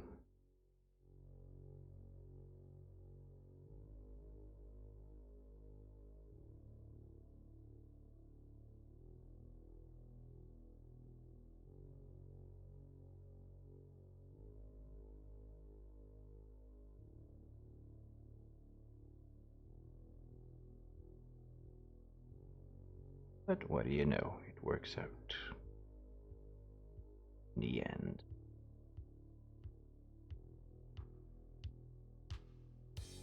A bunch more time.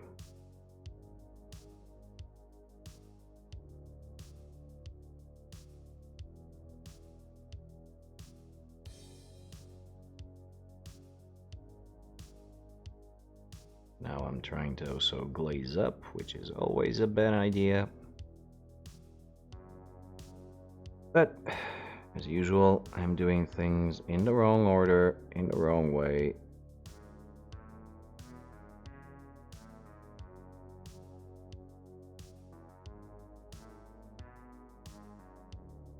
That's how I roll, I guess.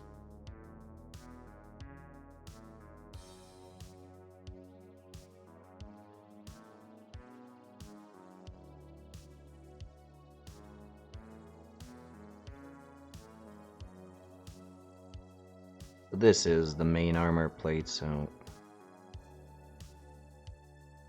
spending a bit more time on it is probably going to be worth it. As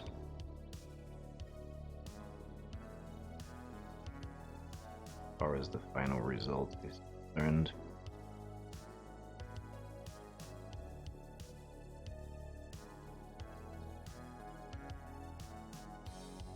Of the past painted dudes? Well, yeah. Like, armor? Oh, you mean the blue skin? Yeah, yeah, yeah. I do have a blue skin dude already. This one I did with Pro Acryls. The past one I did with Citadel. And I just wanted to compare how they would differ as a result. Oh, they are all red. Like, armor panels wise, all of the models are red.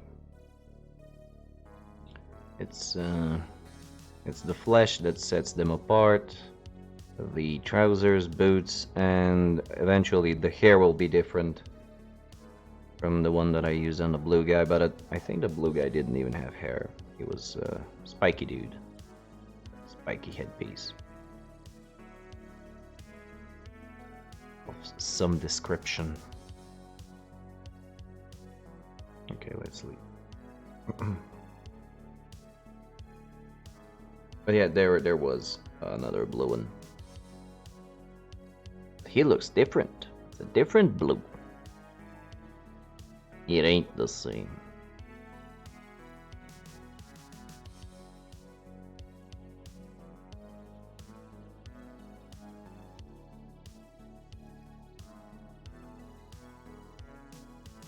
Maybe.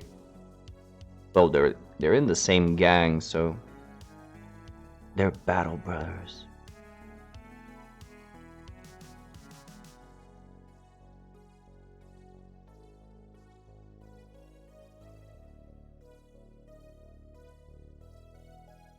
They use the same stims. Yeah.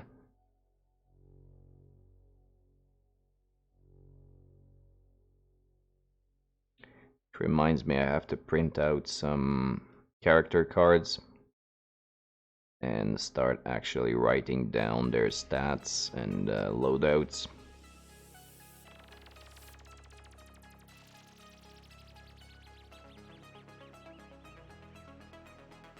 So I actually have a working gang per game whenever that happens.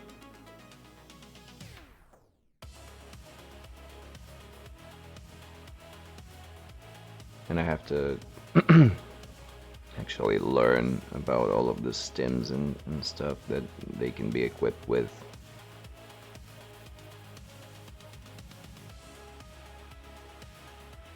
I know that there are a lot of 50-50 effects, like either they will make you better, faster, stronger, whatnot, or they will make you a cripple. Well, there is a little bit of a random effect to using stims,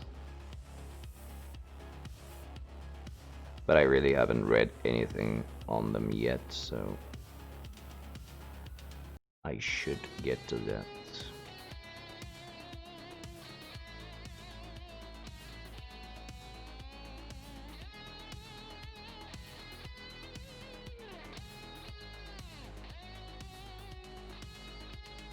Possibly sooner rather than later.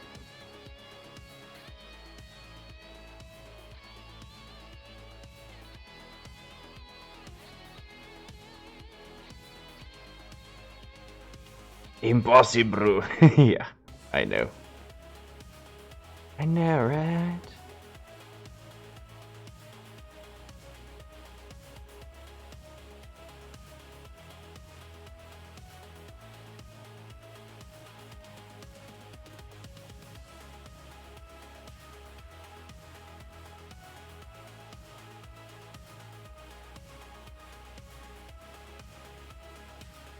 Oh yeah, back to slow, methodical color buildup. Was apparently trying to rush it. Did not work out in our favor.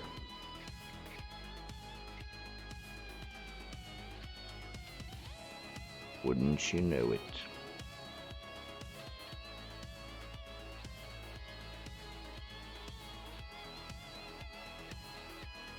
Ooh, okay.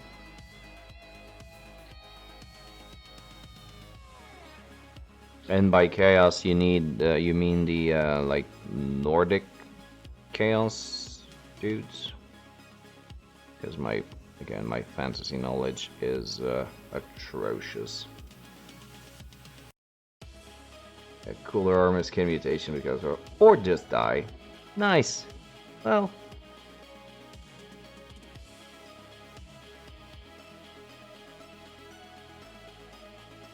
Yeah, I guess something like that.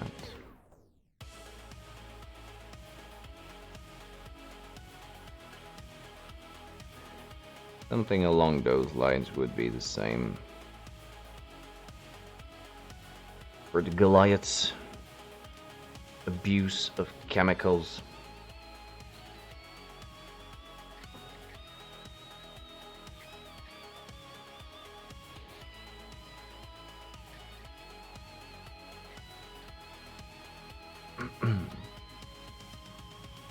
Right?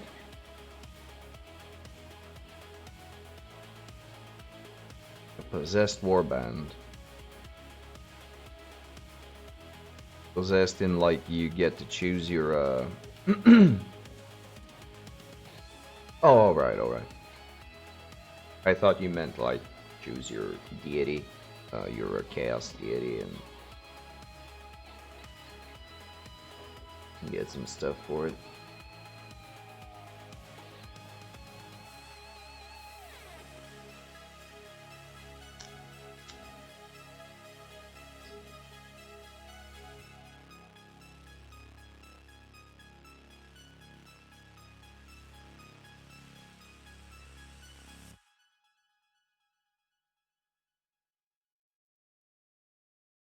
Okay, okay.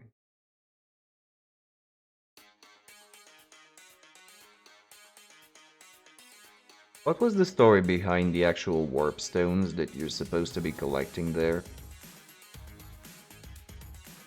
Is it product of the gods, or was it like a meteor falling or something? A Shadow Lord in the pit. Okay.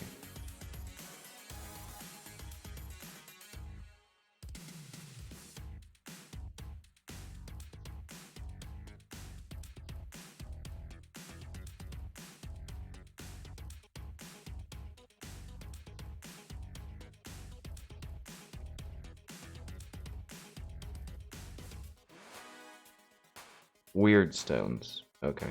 I thought it was warp stones, but my bad. Maybe I got confused by the game.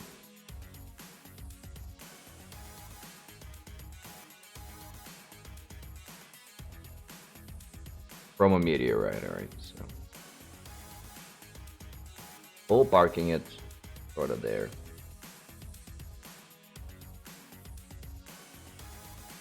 Alright.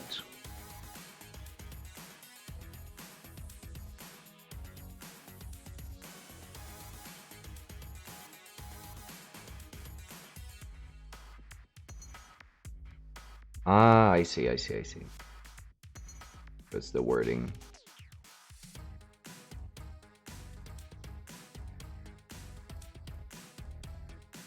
Gotcha.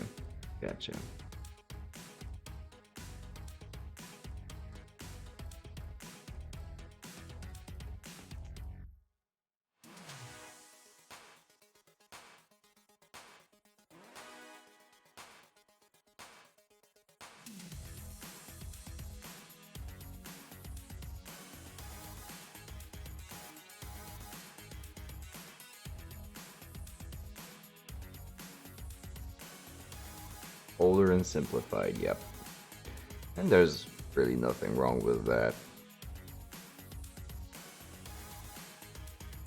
Yeah, that made me think. So while I was reading the new Blood Bowl rules, they already have several lines where it says that it will be described in more detail in the upcoming releases. So prepare for more death zones and magazines and spike magazines and whatnot.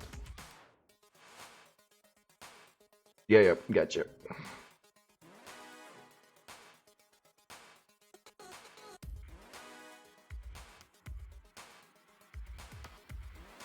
Hundreds of years before the end of times. Oh yeah, for sure. Like, I think the closest thing that they're trying to push for after end times was... We did, yeah. Like, Emo did say that there were unfinished. I don't... Damn it. Brain work. What? Yeah, Warcry. Warcry being the closest thing in AOS times. I'll be off for just after end of times, edge of Shitmar. Yep, pretty much.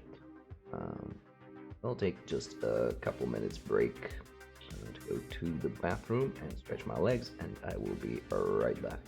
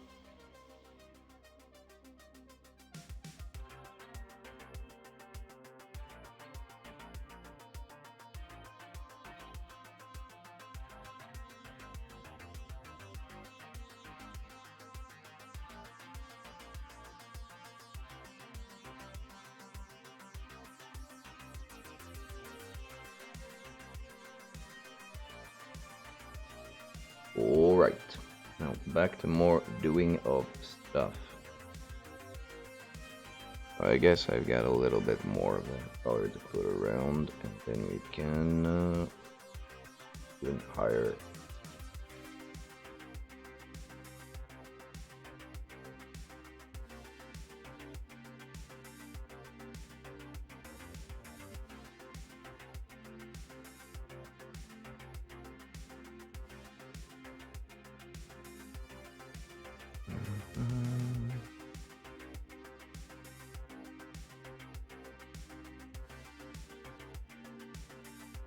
Yeah, maybe you would like to see things focused. How about that?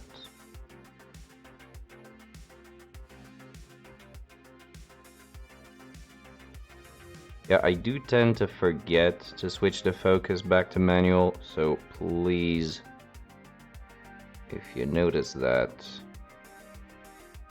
I'm being a forgetful idiot, please be so kind as to let me know.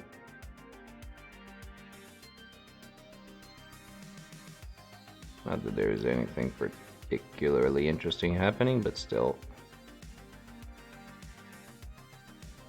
it is less of an eye strain, and the picture is actually focused.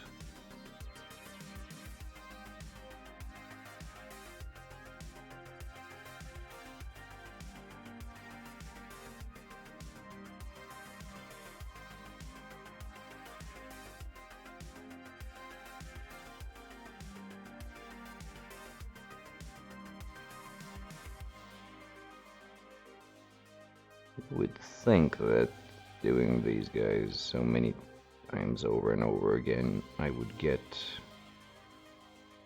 a bit faster at doing them. You would be wrong.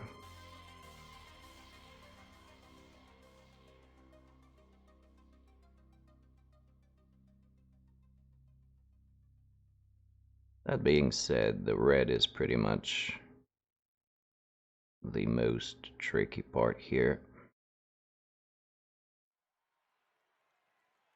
because it is sort of one of the two focal points for these models are the red plates of their armor, the other one being the hairpiece, whatever it may be. In this case, it's just a good old mohawk.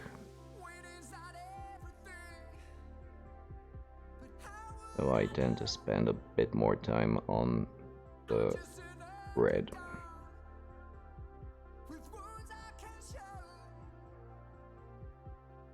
And the other annoying part being the metallics, which are currently in total disarray. But they are just very laborious, annoying things to do because there's a lot of trim trace.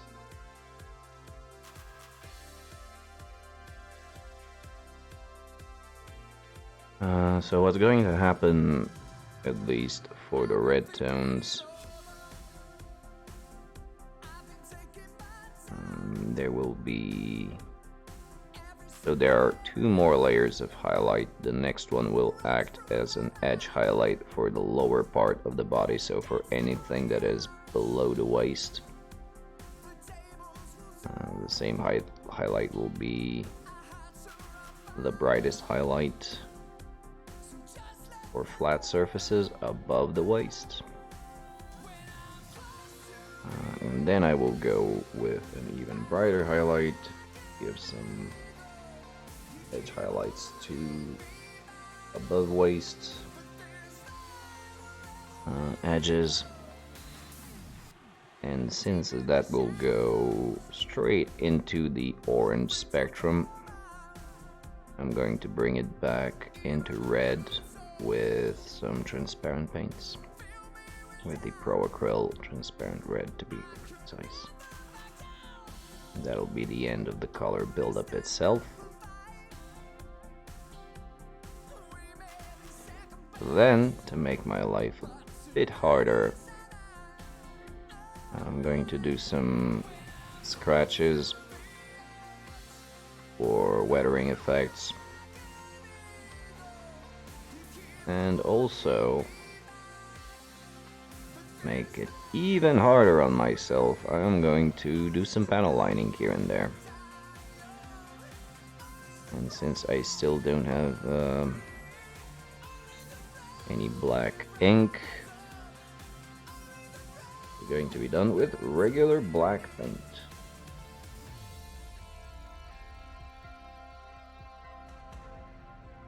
That'll be the end of the red.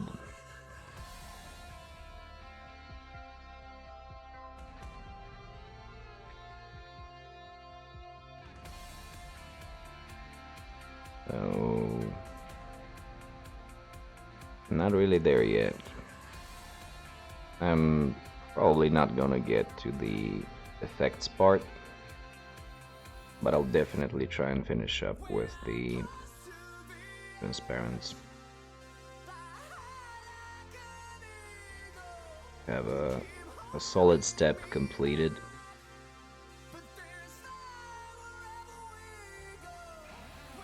Before moving on ahead.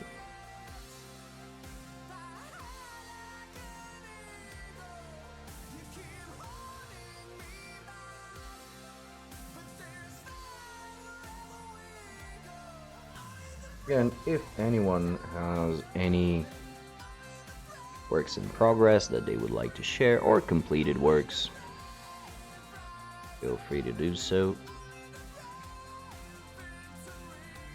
And also something that I'm particularly interested in is any sort of media that helps you get inspired, like movies, paintings, series, video games, anything that has either helped you for a project so far or that you are planning on using in the near future. I cannot promise that I wouldn't steal the idea, but even so, I would like to see what's cooking up in your creative brains.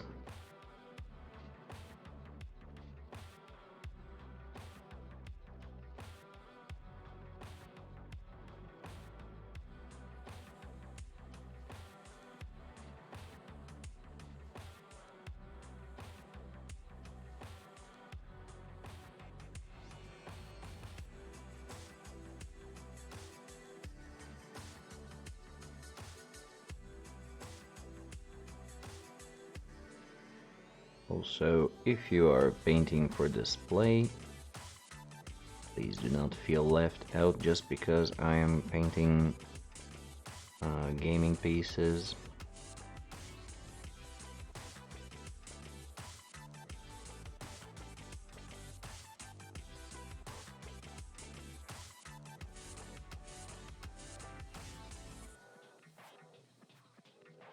I did see that Mark has started working on the new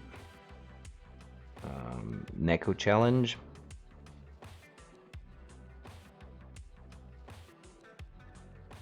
If he's still around, would like to contribute with his work. I always love seeing his stuff anyway.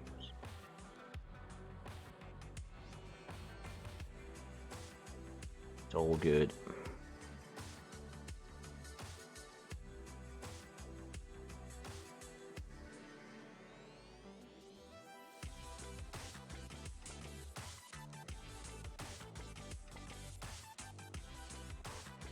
This is just essentially something between layering, like the traditional hard cut layering, and thick glazing.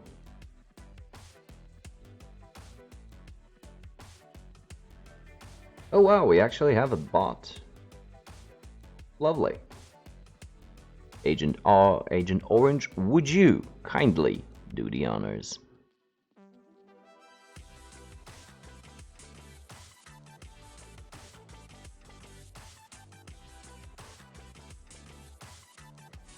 and exercise your powers, your authority. Lovely. Thank you.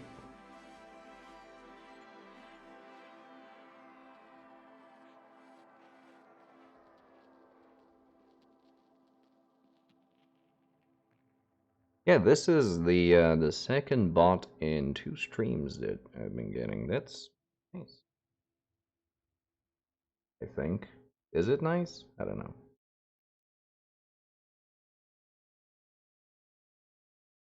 Maybe, yeah, maybe they are following an algorithm for raids.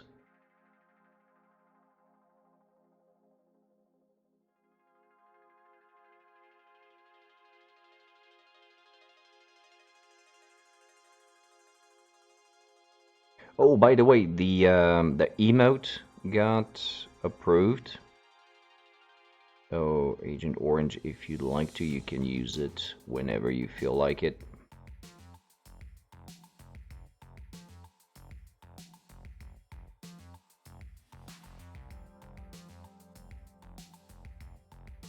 Something I should have probably stated earlier, but you know.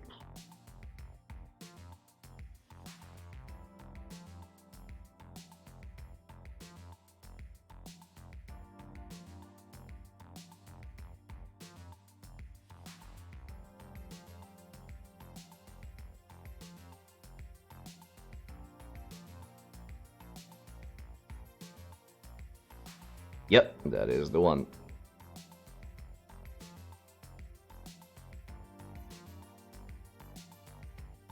Admittedly, not the most creative one in the world, but for starters, it'll do. It sort of ties in with what I do.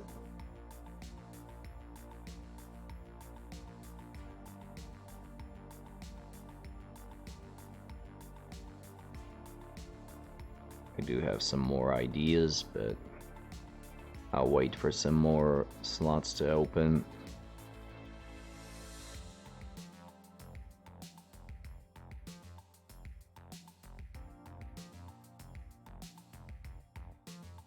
A bit more masky. Well,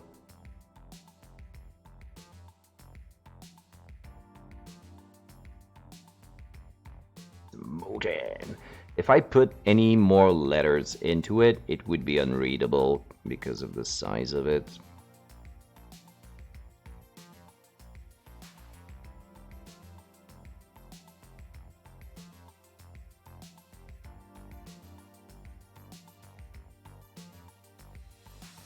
Initially, I just wanted it to say smoking, but even that was a bit difficult to fit.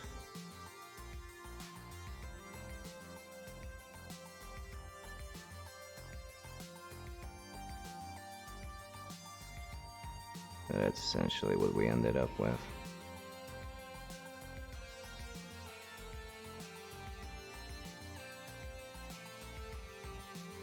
Yeah, but I still, yeah, that's an option, but I just still have only one slot for a level 1 emote, and it wouldn't make sense to spread it out between the tiers.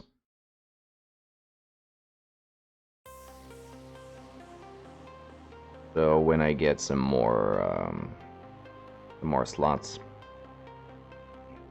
I'll do something like that.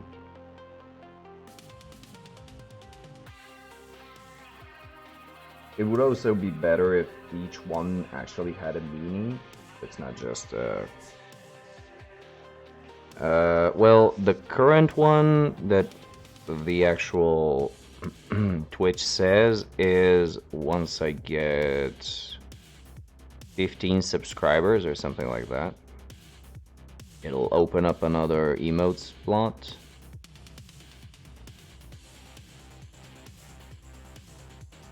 No. Not that.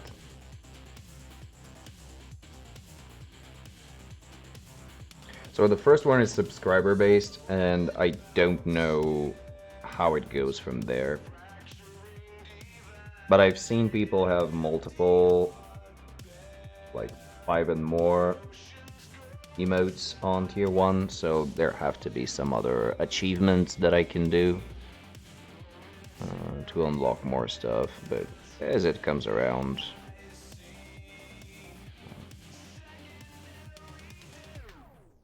One at a time, we'll address it as it comes around.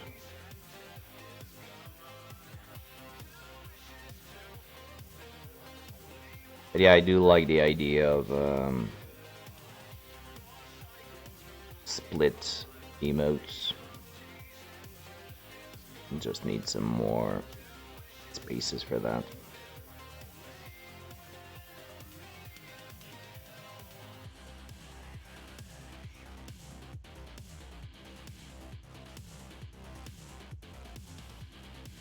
More slots. Come on, dude. Don't do that. Don't do that.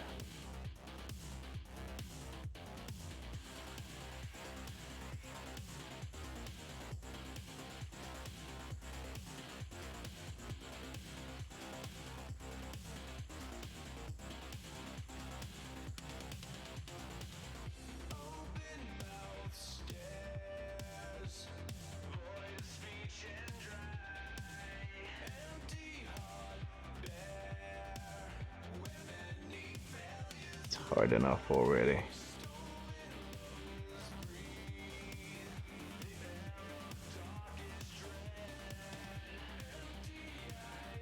Okay. So I think we're kind of done with this level of highlight. I'm just gonna smooth the one on the sword here because it's a bit chalky. Okay. You mean the sword?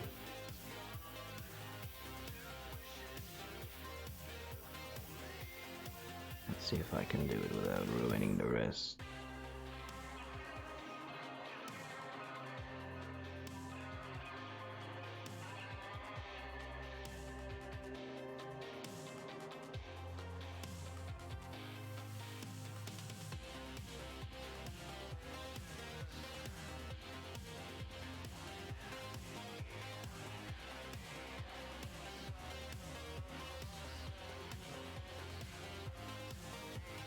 This is one of the few colors in the range that I have from Citadel that works fairly well for glazing.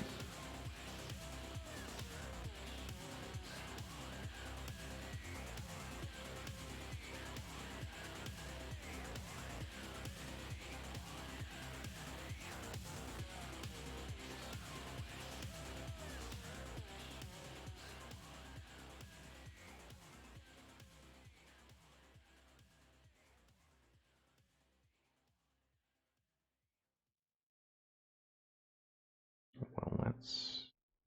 yeah.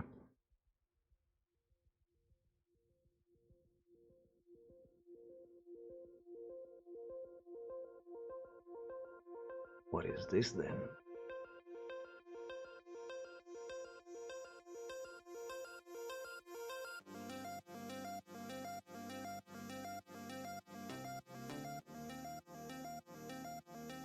Yikes. Yo, Kid Checker! What's up? Well, you know, on my part, pretty much the usual. Just painting some red, which looks kind of orange, but it'll turn back into red in a little while.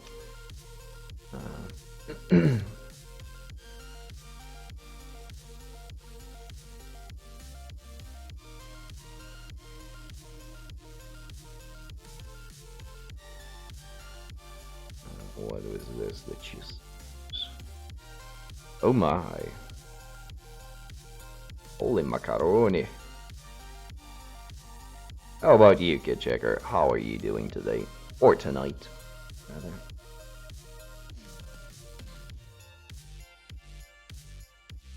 Lovely to hear. Well, it's a Monday, so, you know. What is this beautiful thing?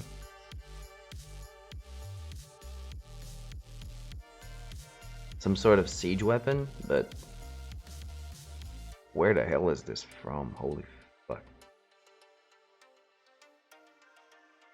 And there's a dude here. Is that a beastman? But yeah, I'm pretty much fine. At the very least. Not complaining. Had a few snafus with varnishing, which have gotten me a little bit on the salty side of things, but I have a few reliable methods. Chaos Dwarf Siege Weapon, okay.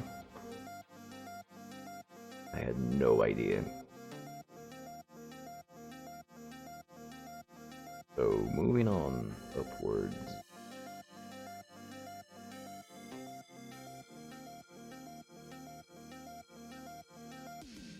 So far we've been working with Evil Sun's Scarlet. For anyone interested. I realized that the picture comes off a little bit more orange than it actually is.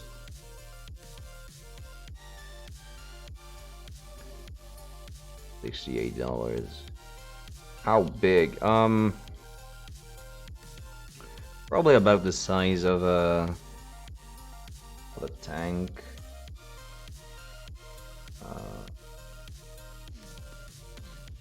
So about half the size of an Imperial Knight, I would wager. If I was a betting man, which I'm not, but still. Pretty much what I would expect it to be.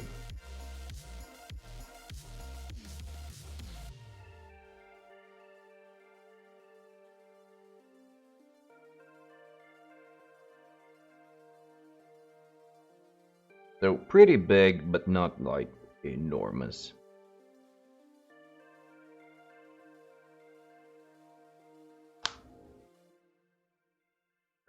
And into the Evil Sun Scarlet we'll be adding some Wild Rider Red.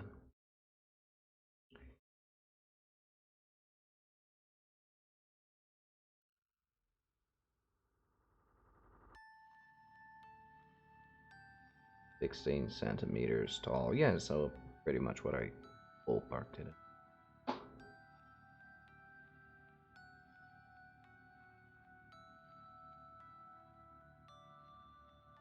This model will not disappoint. Well, that's great, but what the hell would you use it for? Are there Chaos Dwarves in Age of Sigmar? Or is this in preparation for restarting Fantasy? It definitely doesn't. No, it's a pretty cool thing.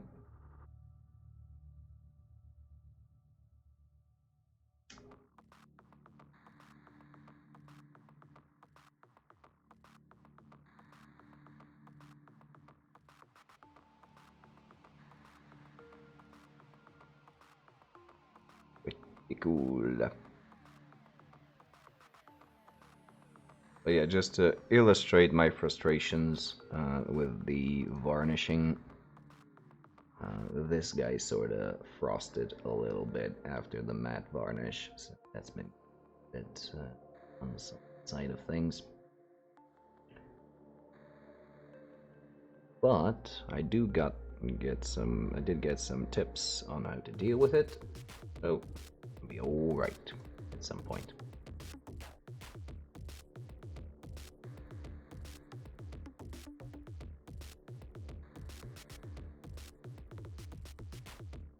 Chaos Dwarf players are getting used to be left. Okay. Yeah, sadly, Blood Bowl still hasn't announced. There are a lot of teams that have not been announced for the new edition of Blood Bowl. Chaos Dwarves, Camry, Norse, Amazons, naturally Bretonians that may never even see the light of day again because of the nobles.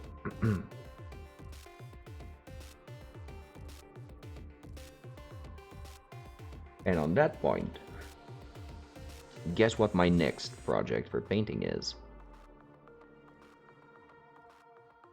That's right, Bretonians! I've waited for so long to paint them that they are about to get out of the game. Oh.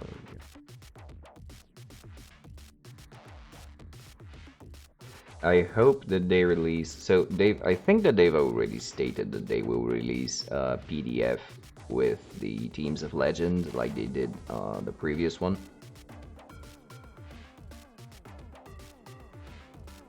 But we have no way of knowing what teams will be covered there, so we are sure that we were not gonna see any Slan.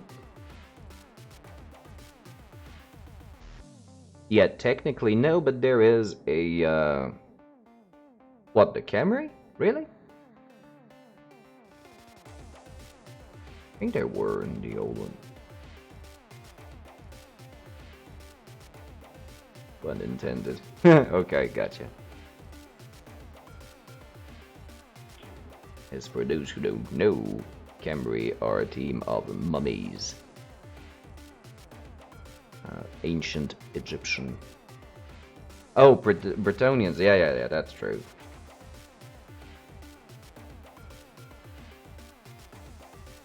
So if it so happens that nobles take the place of Bretonians, I'm just gonna have to buy a few more positionals and I'll be good, but kinda wanted to avoid having to do that. And I'll have 2 extra blitzers, I think, because they only have 2 on the roster. 2 throwers that I need to get, and an ogre. And I think I'll be good for nobles.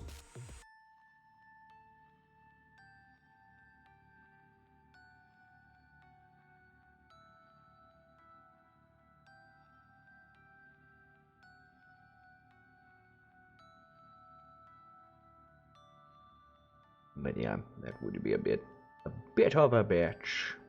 They go ahead with that.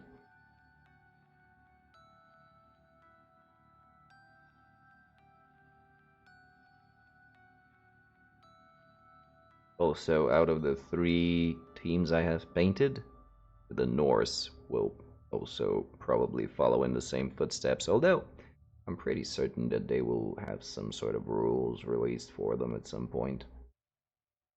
The Brets, I'm not so sure. Camry will probably get their place in.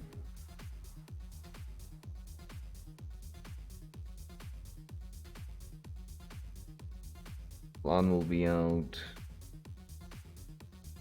Dimian will be out. Until the fans rejigger them and NAF approves them, hopefully.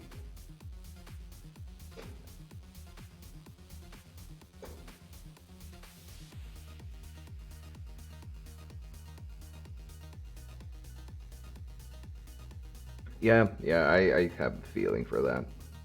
I think that they will just turn into the nobles and that's it.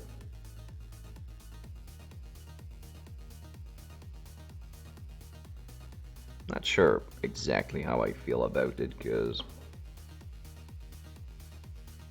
the nobles lack the Dauntless, which made things a bit more fun.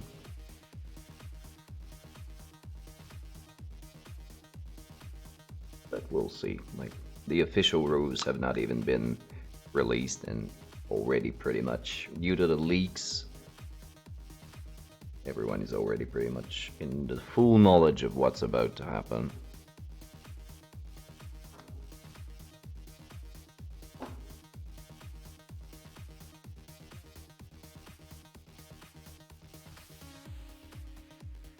And there is, of course. Oh, yeah, absolutely.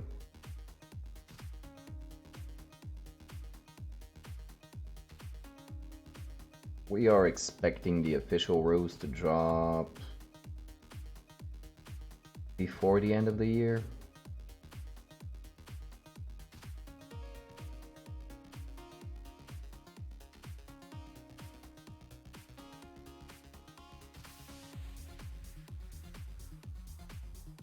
Yeah, because they are doing some, because of the type of changes that they are introducing, again, with the focus, um, some of the unofficial teams will have a harder time getting back into the fold. They are reintroducing a stat that was last seen in 2nd edition, I think. The passing skill. And they are doing a lot of recalibrations of costing and balancing and all this stuff. Also adding some special rules for teams.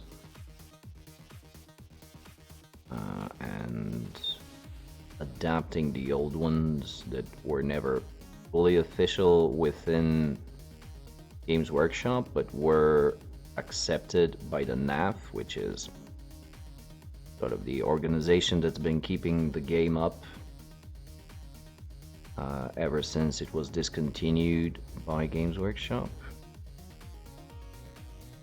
And so it's kind of really shaking up the place. And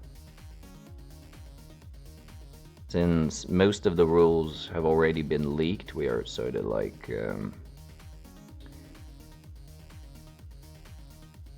just having some insinuations on how things will work in the new edition. What teams will see the light of day. Because they're also introducing some new teams. Oh yeah, it was discontinued in 2002, if I'm not mistaken. Like in the early aughts, it was discontinued, along with all of the specialist games by Games Workshop. So things like Necromunda, Mordheim, Adeptus Titanicus, Battlefleet, Epic, Gorka Morka, Inquisitor. They were all sacked.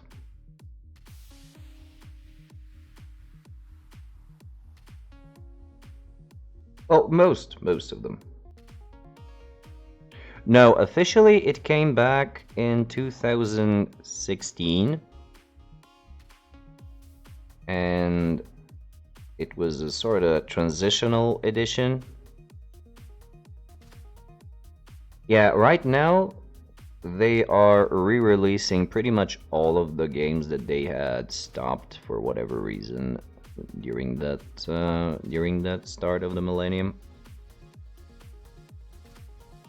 They're giving us some brand new shiny releases. The problem is that some of the games, like most of the specialist games, were, if not dead, then they had a very small following.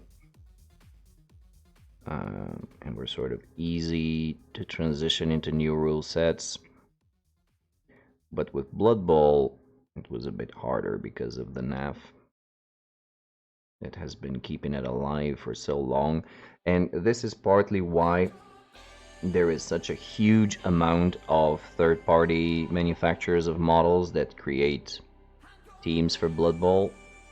Right now, I'm gonna go ahead on a limb and say that there are more companies making Blood Bowl teams than there are alternative models for 40k. It's a bit of a bold statement, but I think it's a bit of an accurate one.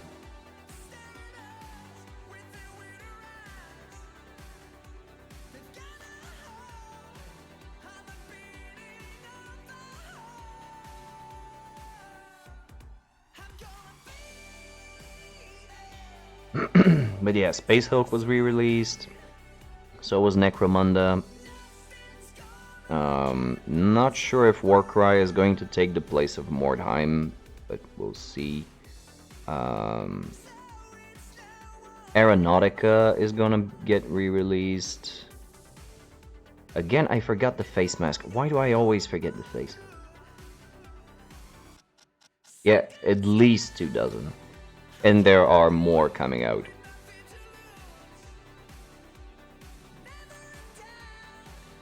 That is, of course, because being discontinued, Games Workshop did not issue any copyright stuff for Blood Bowl, and it was a free roaming IP mostly.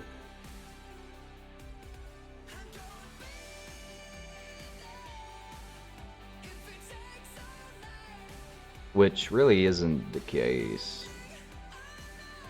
Yeah, that's on a 50-50 here for Epic. But you never know.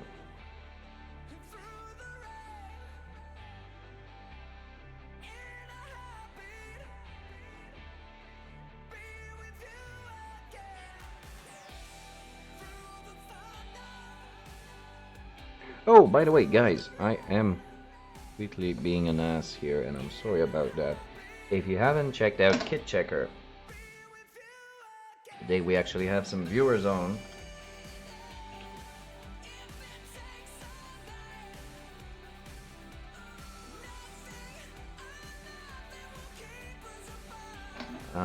Give Kit Checker a check out and give him a follow. He is building scale models of mostly a military persuasion. I think that currently on his table he has a P-51, correct me if I'm wrong and I'm sorry if I am, Mustang fighter jet.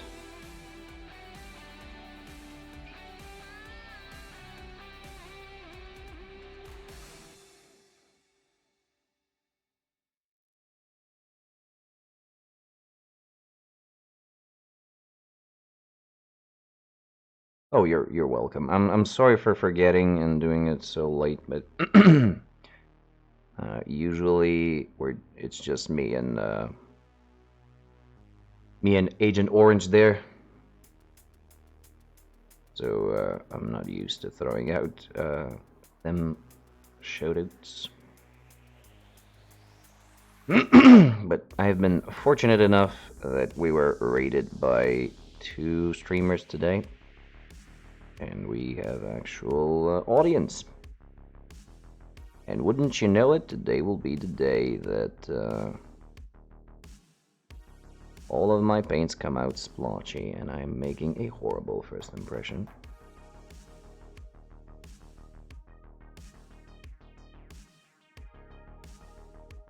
Yeah.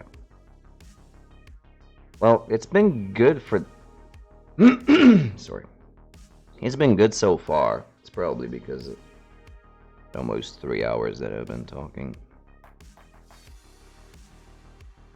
You gotta admit, Agent Orange, that today my voice was behaving quite a lot better than usual.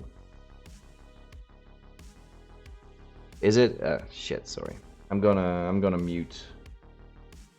Gonna take care of mute the mic from now on. Oh yeah, sorry.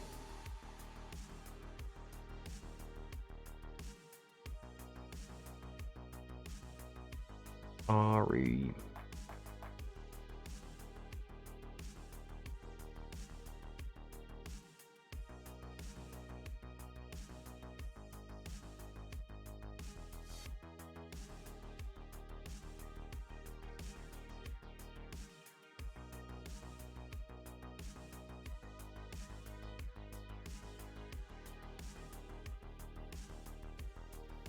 But yeah, to get back on topic.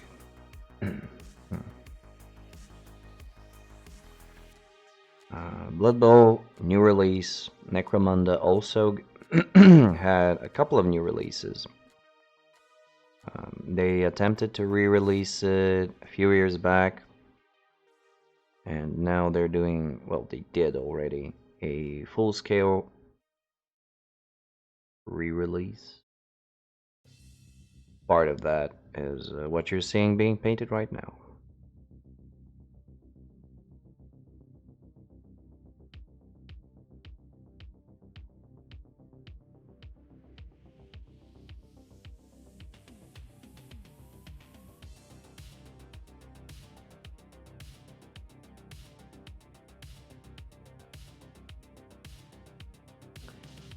I did mute myself for that.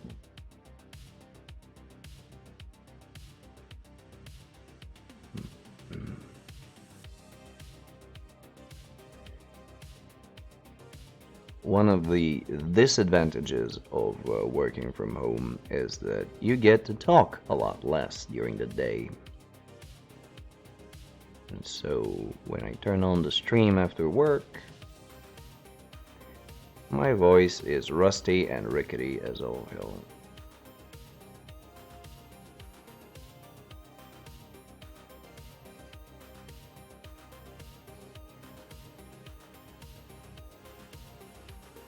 And I keep forgetting to restock my teas.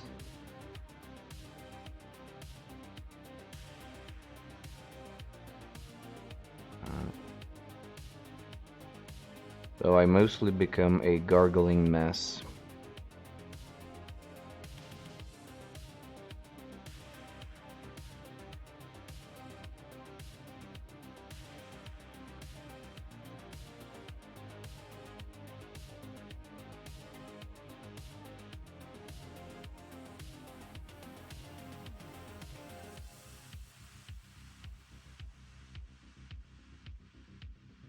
Oh wow.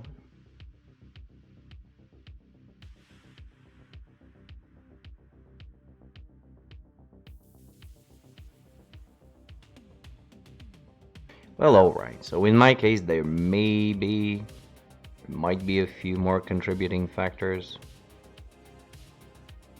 but we're not gonna talk about those now, are we?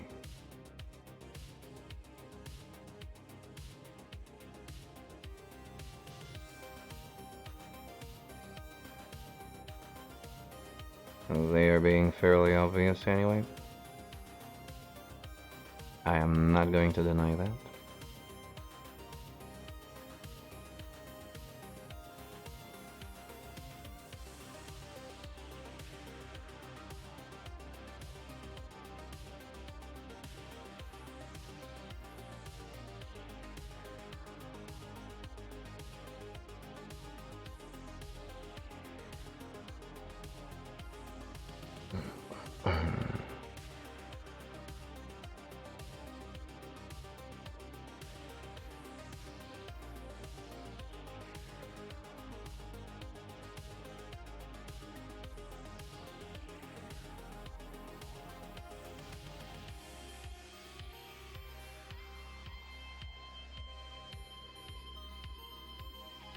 So still more building up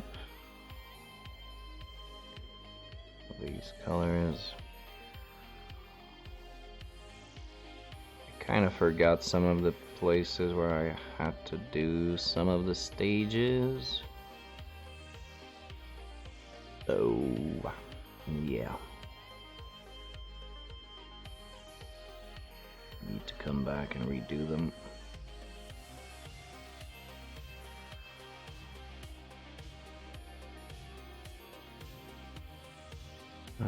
Mostly the face mask, which I forgot, and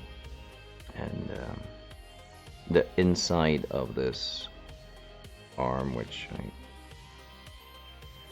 sort of quickly bungled up to catch up with the rest of them.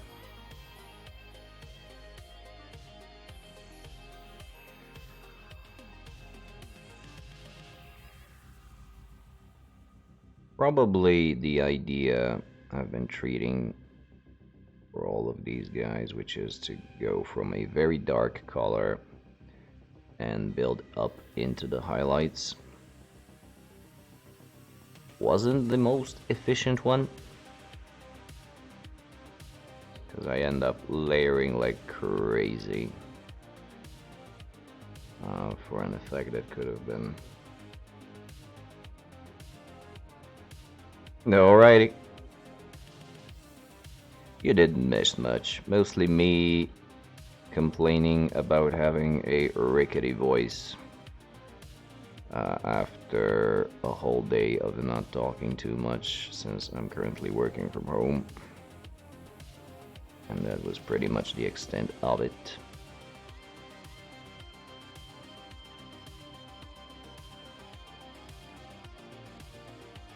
Nothing mind-numbingly cool, unfortunately.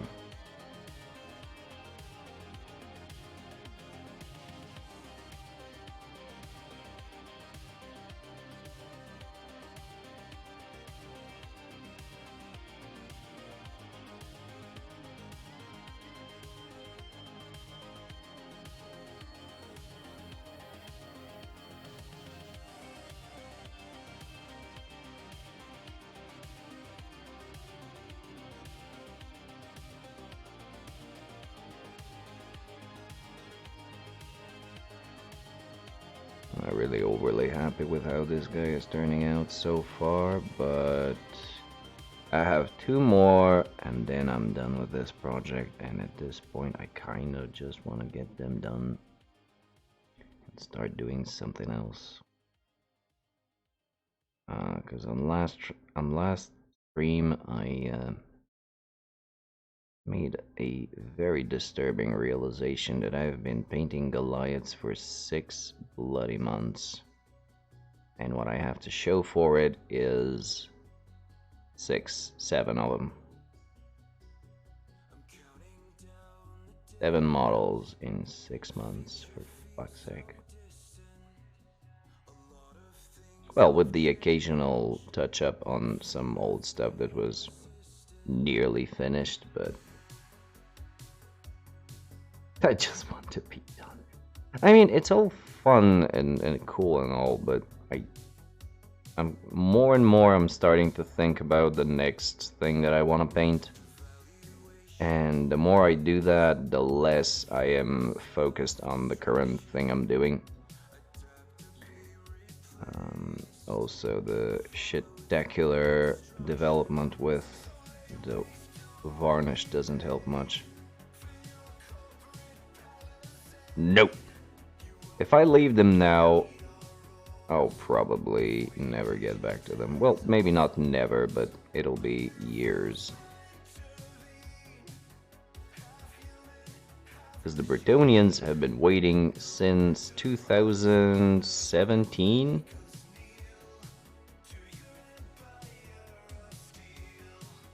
In a way that you all hate, yeah.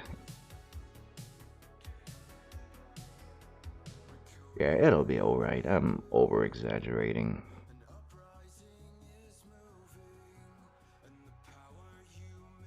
And Mark told me not to, so I'm not.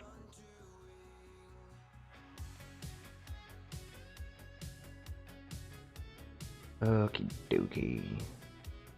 Are we actually done with this layer? I think we are. Okay, so let's quickly do the mask before we move into the last layer of highlight.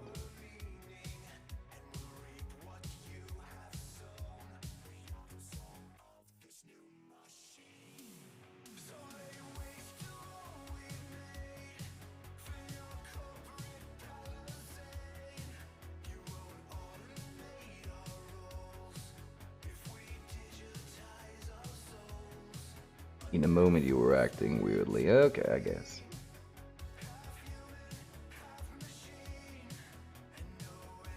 You're not wrong.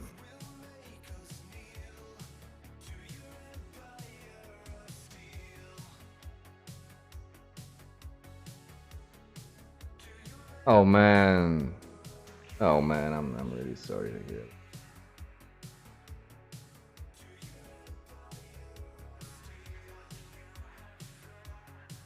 Like, usually there is a way to go about these things, and thankfully today I did get some really cool tips about it.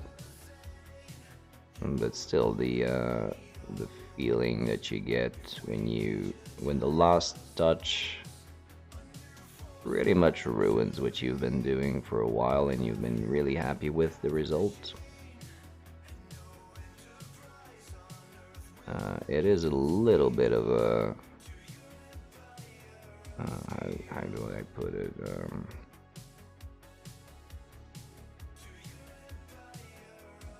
An inertia killer.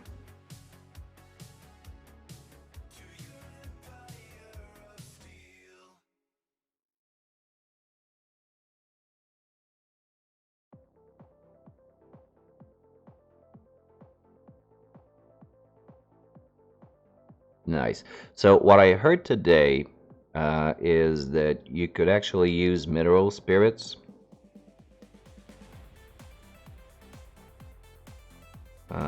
Just do a quick dip of the model in mineral spirits and don't touch it afterwards. So just leave it to dry, and that should take off the top coat of the varnish, and you can then redo it. I haven't tried it yet, but I will. If you'd like to, you can wait on that until I try it and I can confirm or deny its effectiveness.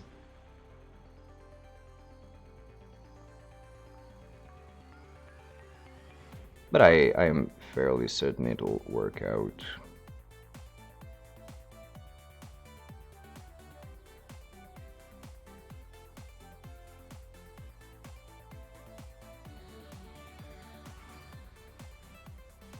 I just want to be certain of it before I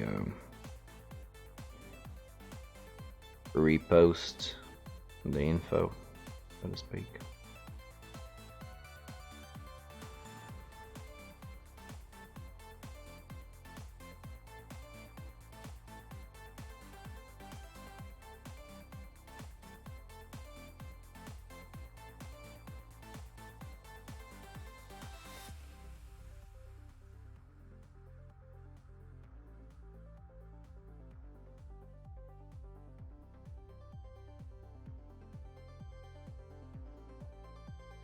Yeah, I'll let you know how that works out, and if it's good, you can add yourself.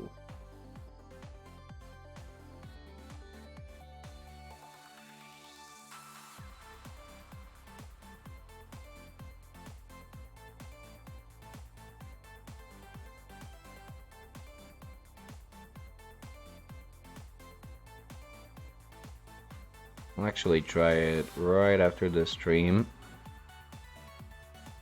Because mineral spirits have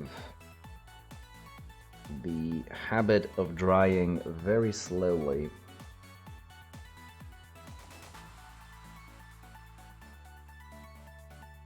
So I will do the dip tonight and see the results tomorrow.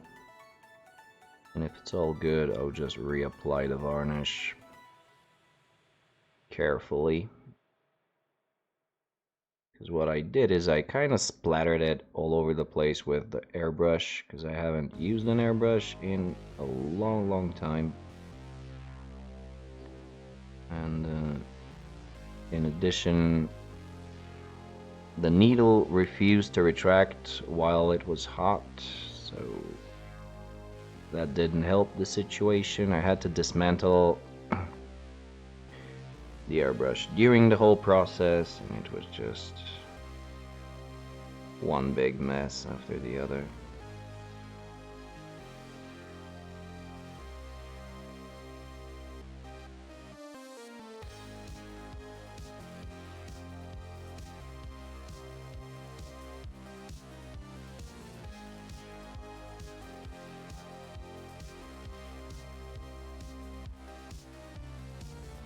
No, it's not as bad as I make it out to sound. It's just that I had some rather fine detailing done, and like you said, I was just really happy with how it came out. And then just this last step sort of shit all over it.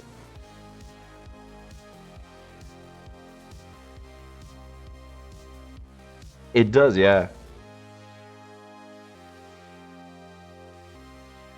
Yeah, it kind of kills the buzz that you had from having something completed and having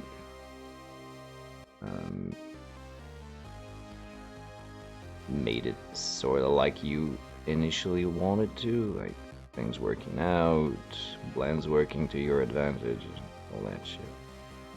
But again, I'm moaning a bit too much about it, and I am sorry. I really am. Not my usual MO.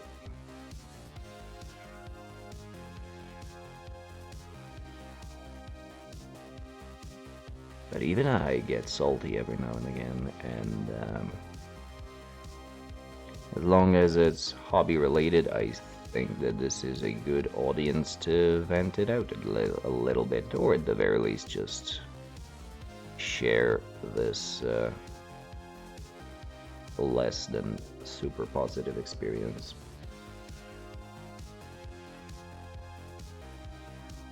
Okay, now that that is done, I'm just gonna go ahead with the purest, brightest shit here.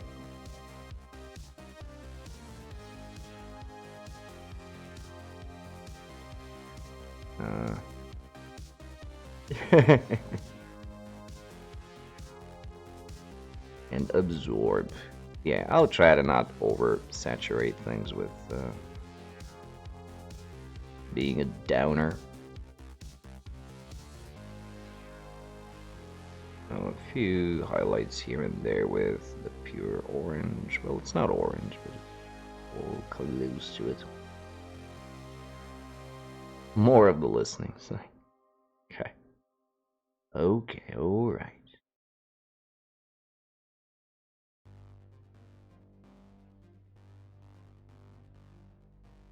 I get the gist. I take a hint.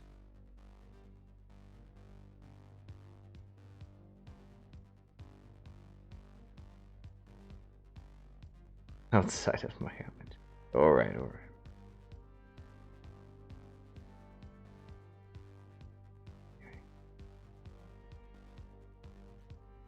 I will not bitch and moan anymore. I gotcha.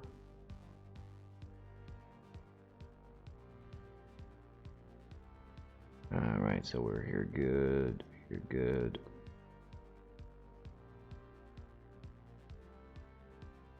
Oh yeah, tell me about it. I was also in IT handling inbound calls for it was across a couple of companies, but I think I totaled it about 3 years of doing it. And yeah, there were situations and times that right now I laugh at, but then they were kind of stressful.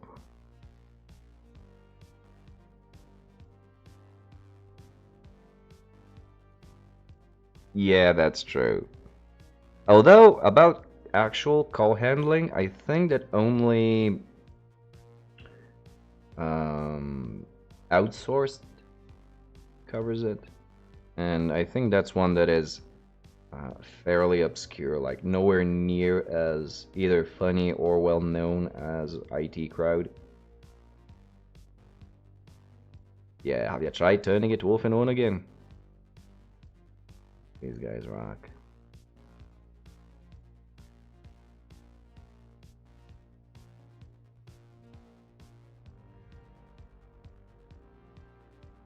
Definitely.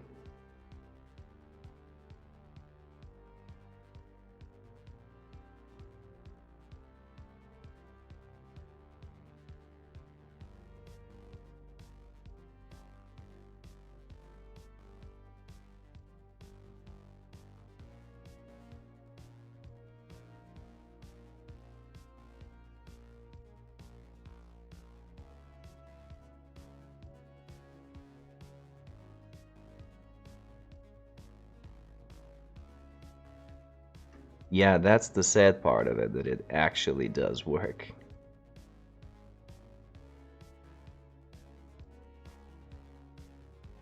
My favorite is when someone calls you over to help, and the moment you appear, the issue just disappears. And you can always go with, yeah, the second it saw the true professional, the issue just got scared and ran away. Or something like that.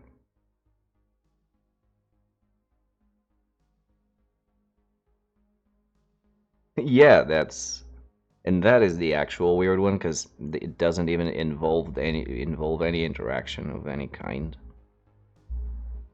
And it does happen. The ghost in the machine, man. The ghost in the machine.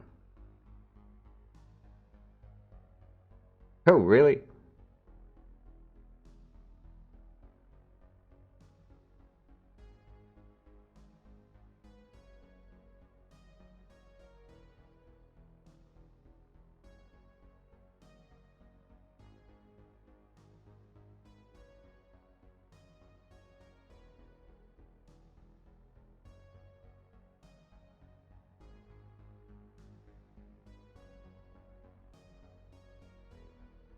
Okay, this time I will not forget the mask.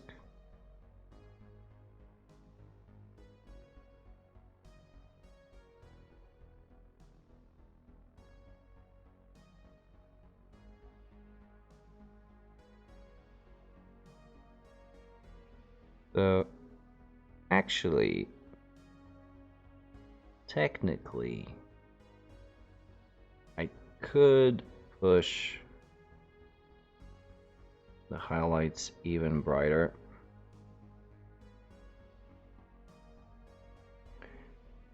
Because of how I'll be treating them in a few moments. But I think that we are in somewhat of a good place here.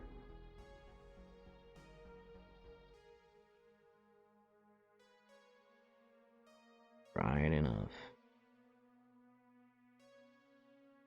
As a matter of fact, it's brighter than it should be, which is why we will be back over it.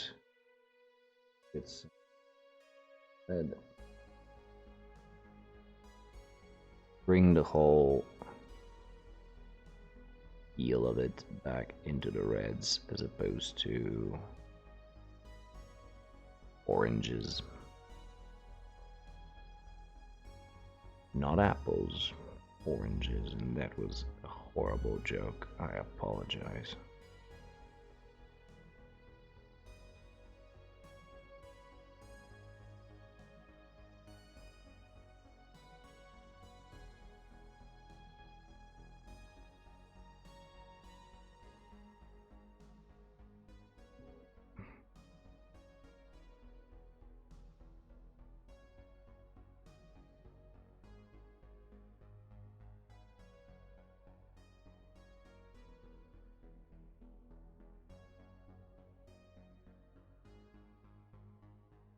I was actually thinking I'd be able to finish up with the red and go into the scratching and the panel lining, but the answer to that is no. What is this?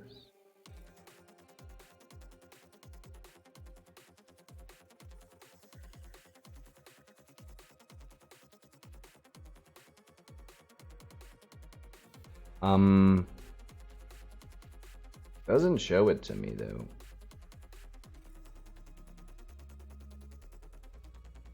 Says that this content is not available right now.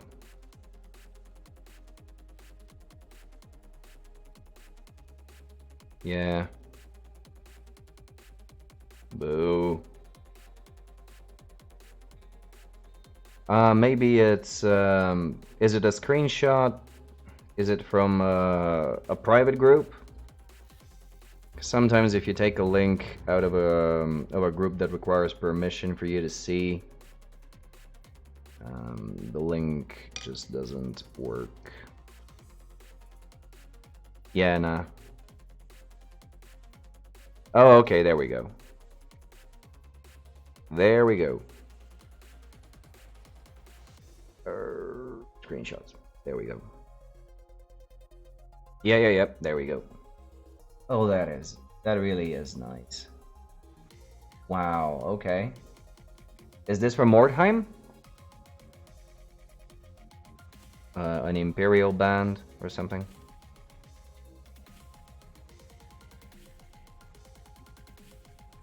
Yeah, they do look.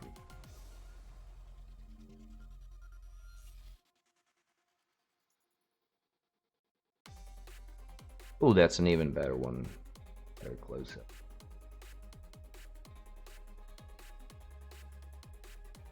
Cool. This, by the way, is the color scheme I'll be going with for the Bretonians, so green and yellow. And I'll try to section it off pretty much the same way as here. Maybe make it into squares, so green here and yellow here, but we'll see. Yeah, these are very good. Also, the freehand on the shield, that's all. And like the models themselves are pretty cool. Imperials, okay. Sweet. Definitely. They're very Mordheimy, like they have the like the desaturated look to them, like a little bit more grimy, a little bit more sooty, like definitely pretty cool. Ow, ow, everything hurts. Damn.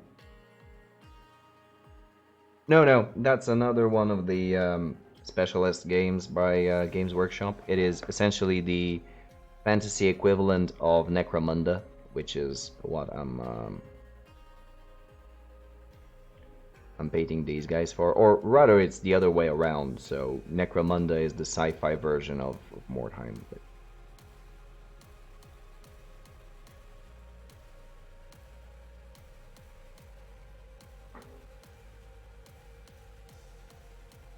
yeah, we are a little bit all over the place because we've been getting this unseen and unheard of inspiration to start playing different games, not just Blood Bowl, and it's been all over the place. So we've talked about Kill Team, Necromunda, Mordheim, Warcry, pretty much all of the Games Workshop skirmish level games. Oh yeah, also Space Hulk. And beyond Games Workshop, we have... Oh, okay, so I was right the first time around. Okay.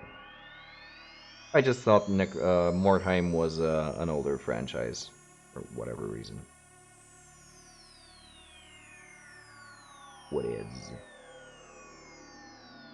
Yeah, so Wild West Exodus was also thrown out there.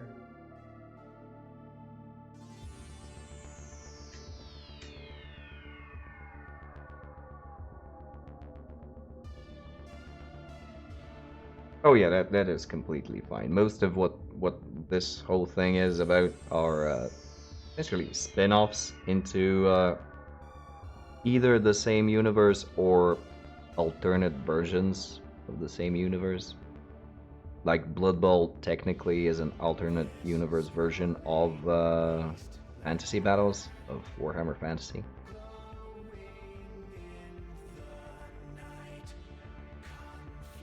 So it's a bit of a mishmash. All over the place. And yeah, again, because we're pretty much used to tossing this info back and forth. Yeah, I think so. I'm pretty sure it is. About a couple of years, maybe, of difference. Like, Fantasy, I think, is 86. And Rogue Trader is 87 or 88.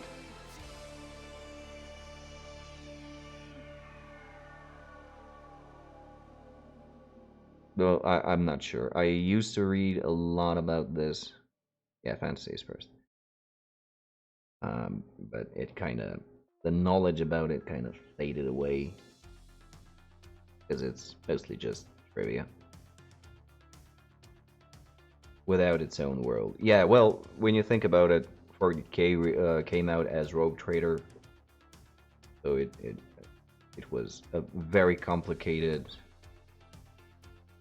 I mean, it was, as if I know. I've heard that it is.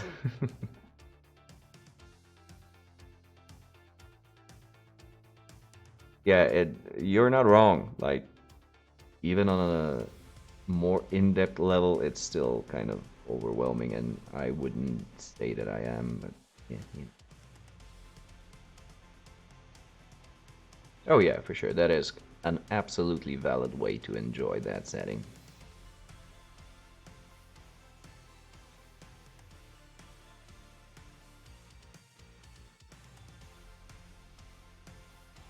Is nice. Here's a sentence you don't hear every day. 40k world is nice.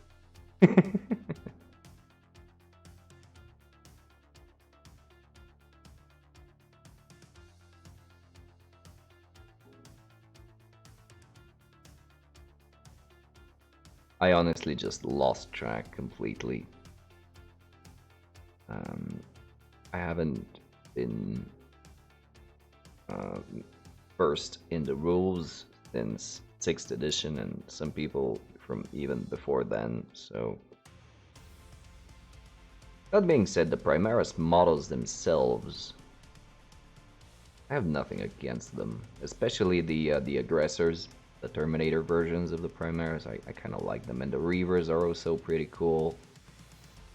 At some point, I might get a kit just to build and prepare, and maybe use in Kill Team.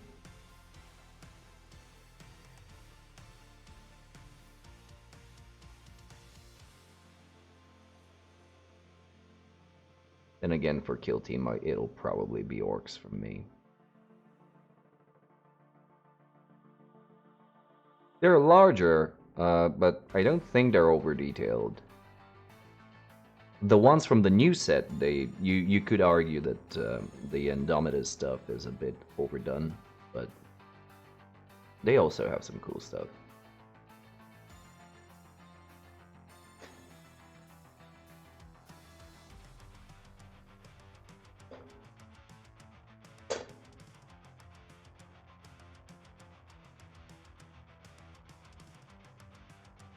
And now the Necrons are also getting larger. I don't know how this will affect the actual scale of the game, if they will bring it down a little bit.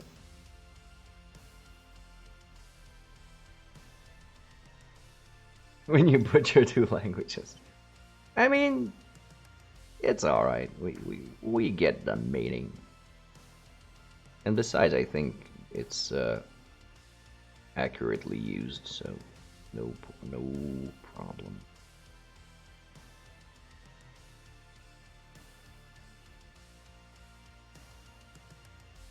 Okay, are we done with the highlights? Finally. I think so. Yes. Can't tell because I switched the focus again. How smart of me. Oh yeah, this is where we're at right now. You can see it's going into the orange fairly strongly, so let's fix that. Maybe some using void clutter.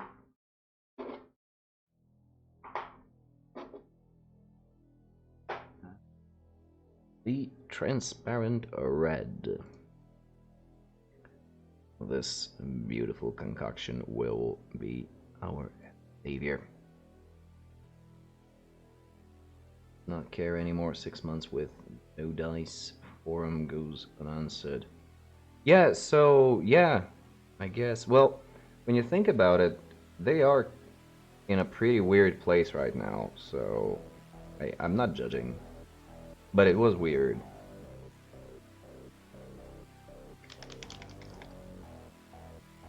So again, to summarize for those on stream that are not aware, the NAF are sort of a committee of fans of Blood Bowl who have been reworking the rules and creating the competition rule set that has been used over the last like 15 years maybe, after Games Workshop washed its hands of the franchise, so to speak. And with the 2016 edition, they did a lot to sort of keep in line with both of what they have been doing and what Games Workshop was coming out with new releases for the game, mostly rules-wise. And now with the upcoming new edition that changes quite a bit of things, they have not been heard of to make a statement on how things will go from here. So it's a little bit of a weird situation. I hope they come back because they know how to organize and do with this a lot better. On the other hand, they are absolutely just a fan organization, and as such, deviating from the IP that Games Workshop has retaken is gonna be hard if they're gonna organize big tournaments like they used to.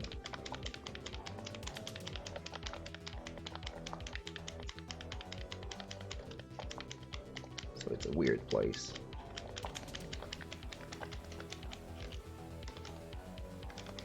And I do hope things work out. Well, yeah, of course, but I mean they're not technically paid for them. For that, it's mostly all of the membership fees go for sponsoring tournaments and creating the goodies that we get.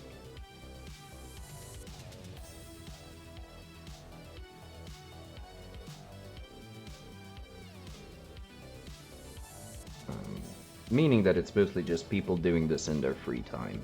I mean, becoming a little bit... We don't know that, that is true. That is true. But considering the amount of money that's... Oh yeah, yeah, absolutely. The NAF actually operates on a world scale base. And... Yeah, you're right, you're right. That was a bit of an overstatement on my part. But still, considering that the membership fees are somewhat symbolic, I don't think they're making tons of... Yeah, so to give you an example, last year was the World Cup, which is pretty much the biggest tournament, and takes place once every 4 years. And this time around, it was, what, 1,400 coaches from all over the world. So it was held in Austria. And there were people from Singapore, the United States, Canada, all over Europe. No, it's getting back into it, and that is what's actually creating the problems right now.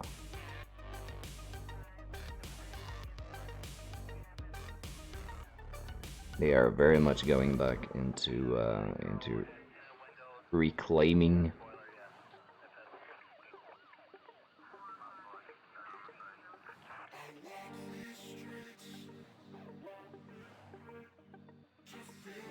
I don't think that there is as much of a clash as there is just a difficulty in aligning both of them. Because, like, jurisdiction... from a legal standpoint, the NAF don't have a say in this.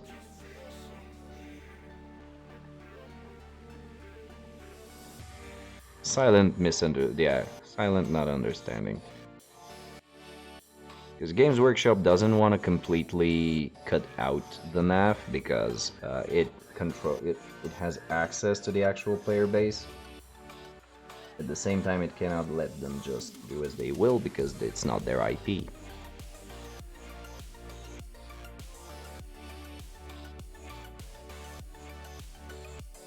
And it becomes a bit of a mess.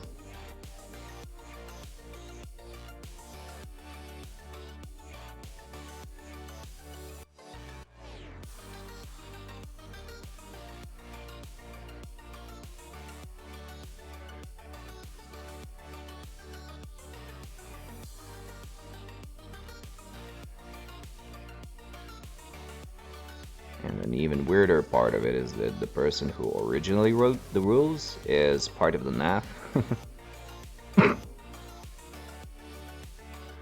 is not a W employee currently.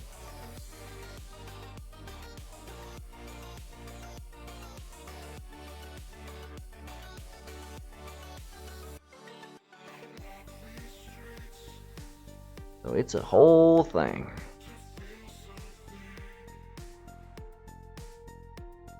So you can already see, hopefully, how applying the transparent red brings the whole orangey feeling back into the reds.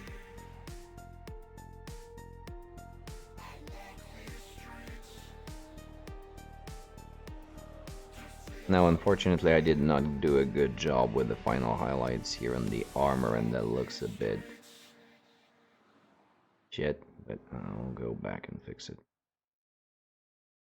with a few more coats of this.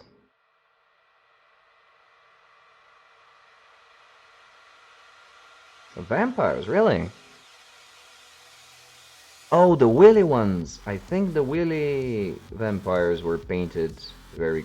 the studio models ended up looking with a red very much like this. Is that what you're thinking about?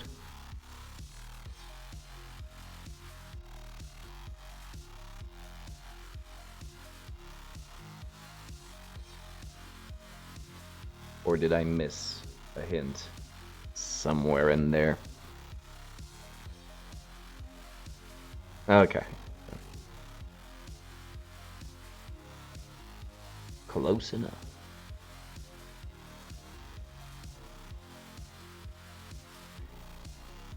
My brain works extra slow when I'm on stream. Bloody color. Yeah, I guess. You're right. And the ones in question have these like rib cage type armors, and they kind of have the same feel to them. It's not intentional, I just wanted to make red armor. So.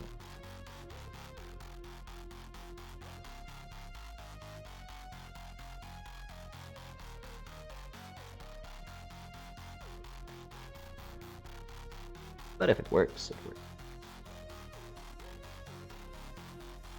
Who am I to deny?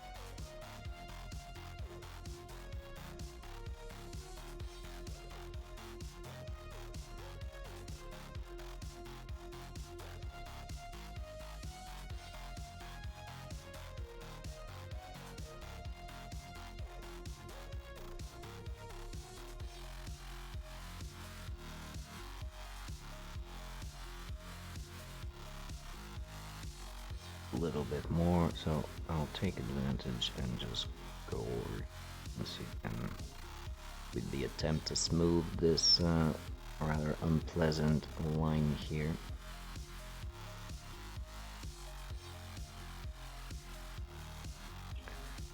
The mask. Hefty coat of that as well.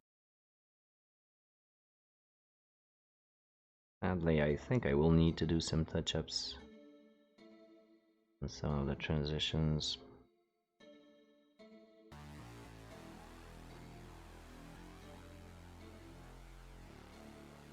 Depends on whether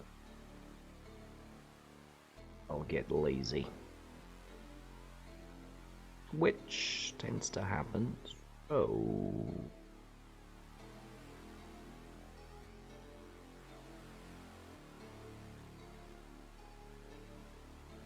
This sounds like the beginning of a Lacuna Coil song. Angel's Punishment.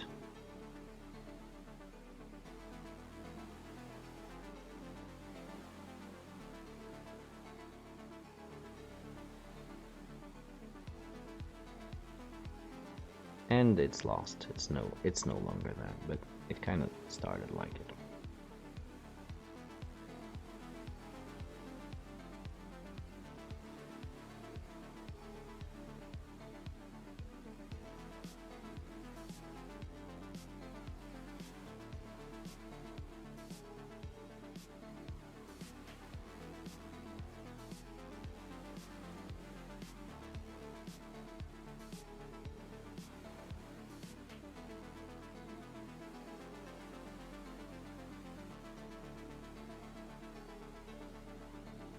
Okay, one more for the road.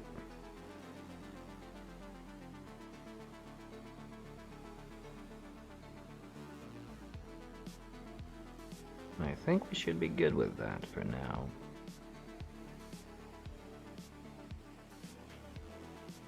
Tone down.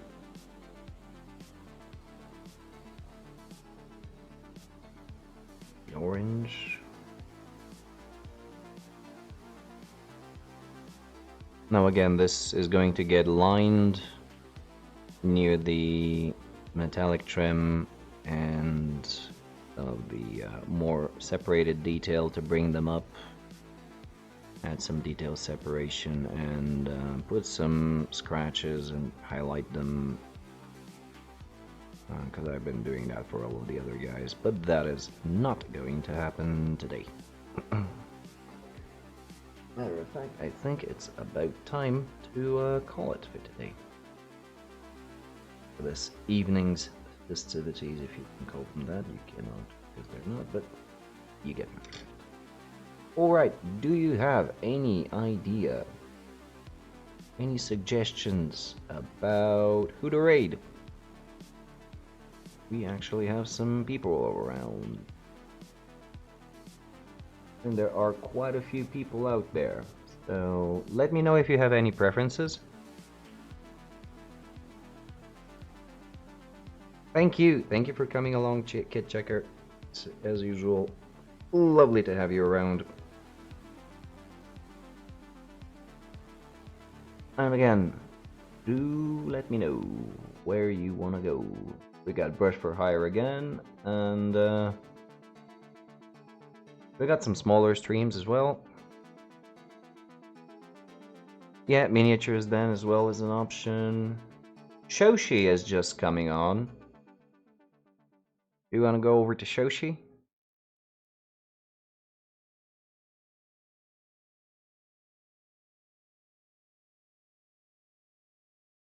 Okay, let's give her a head start. She's going to be painting Nataku from Big Choud Creatives.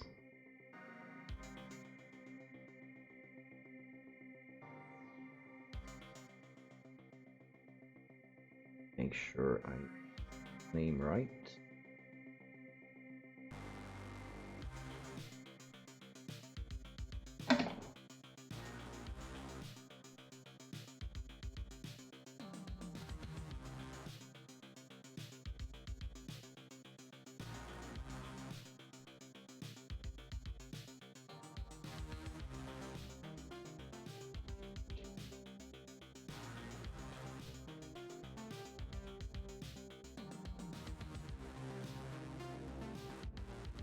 Alright, let's give it just a few more moments so that she actually comes up, because she said the stream says it's coming out live. And use the time we have to give thanks.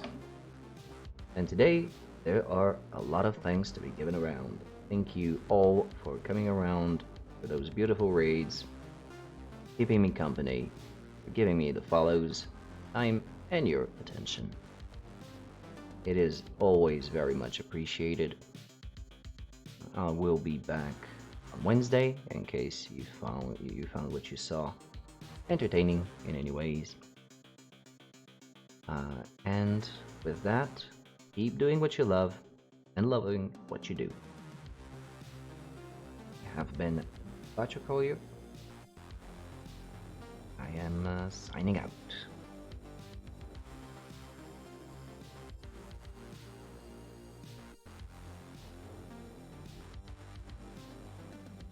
Alright. Bye guys. Have a lovely rest of your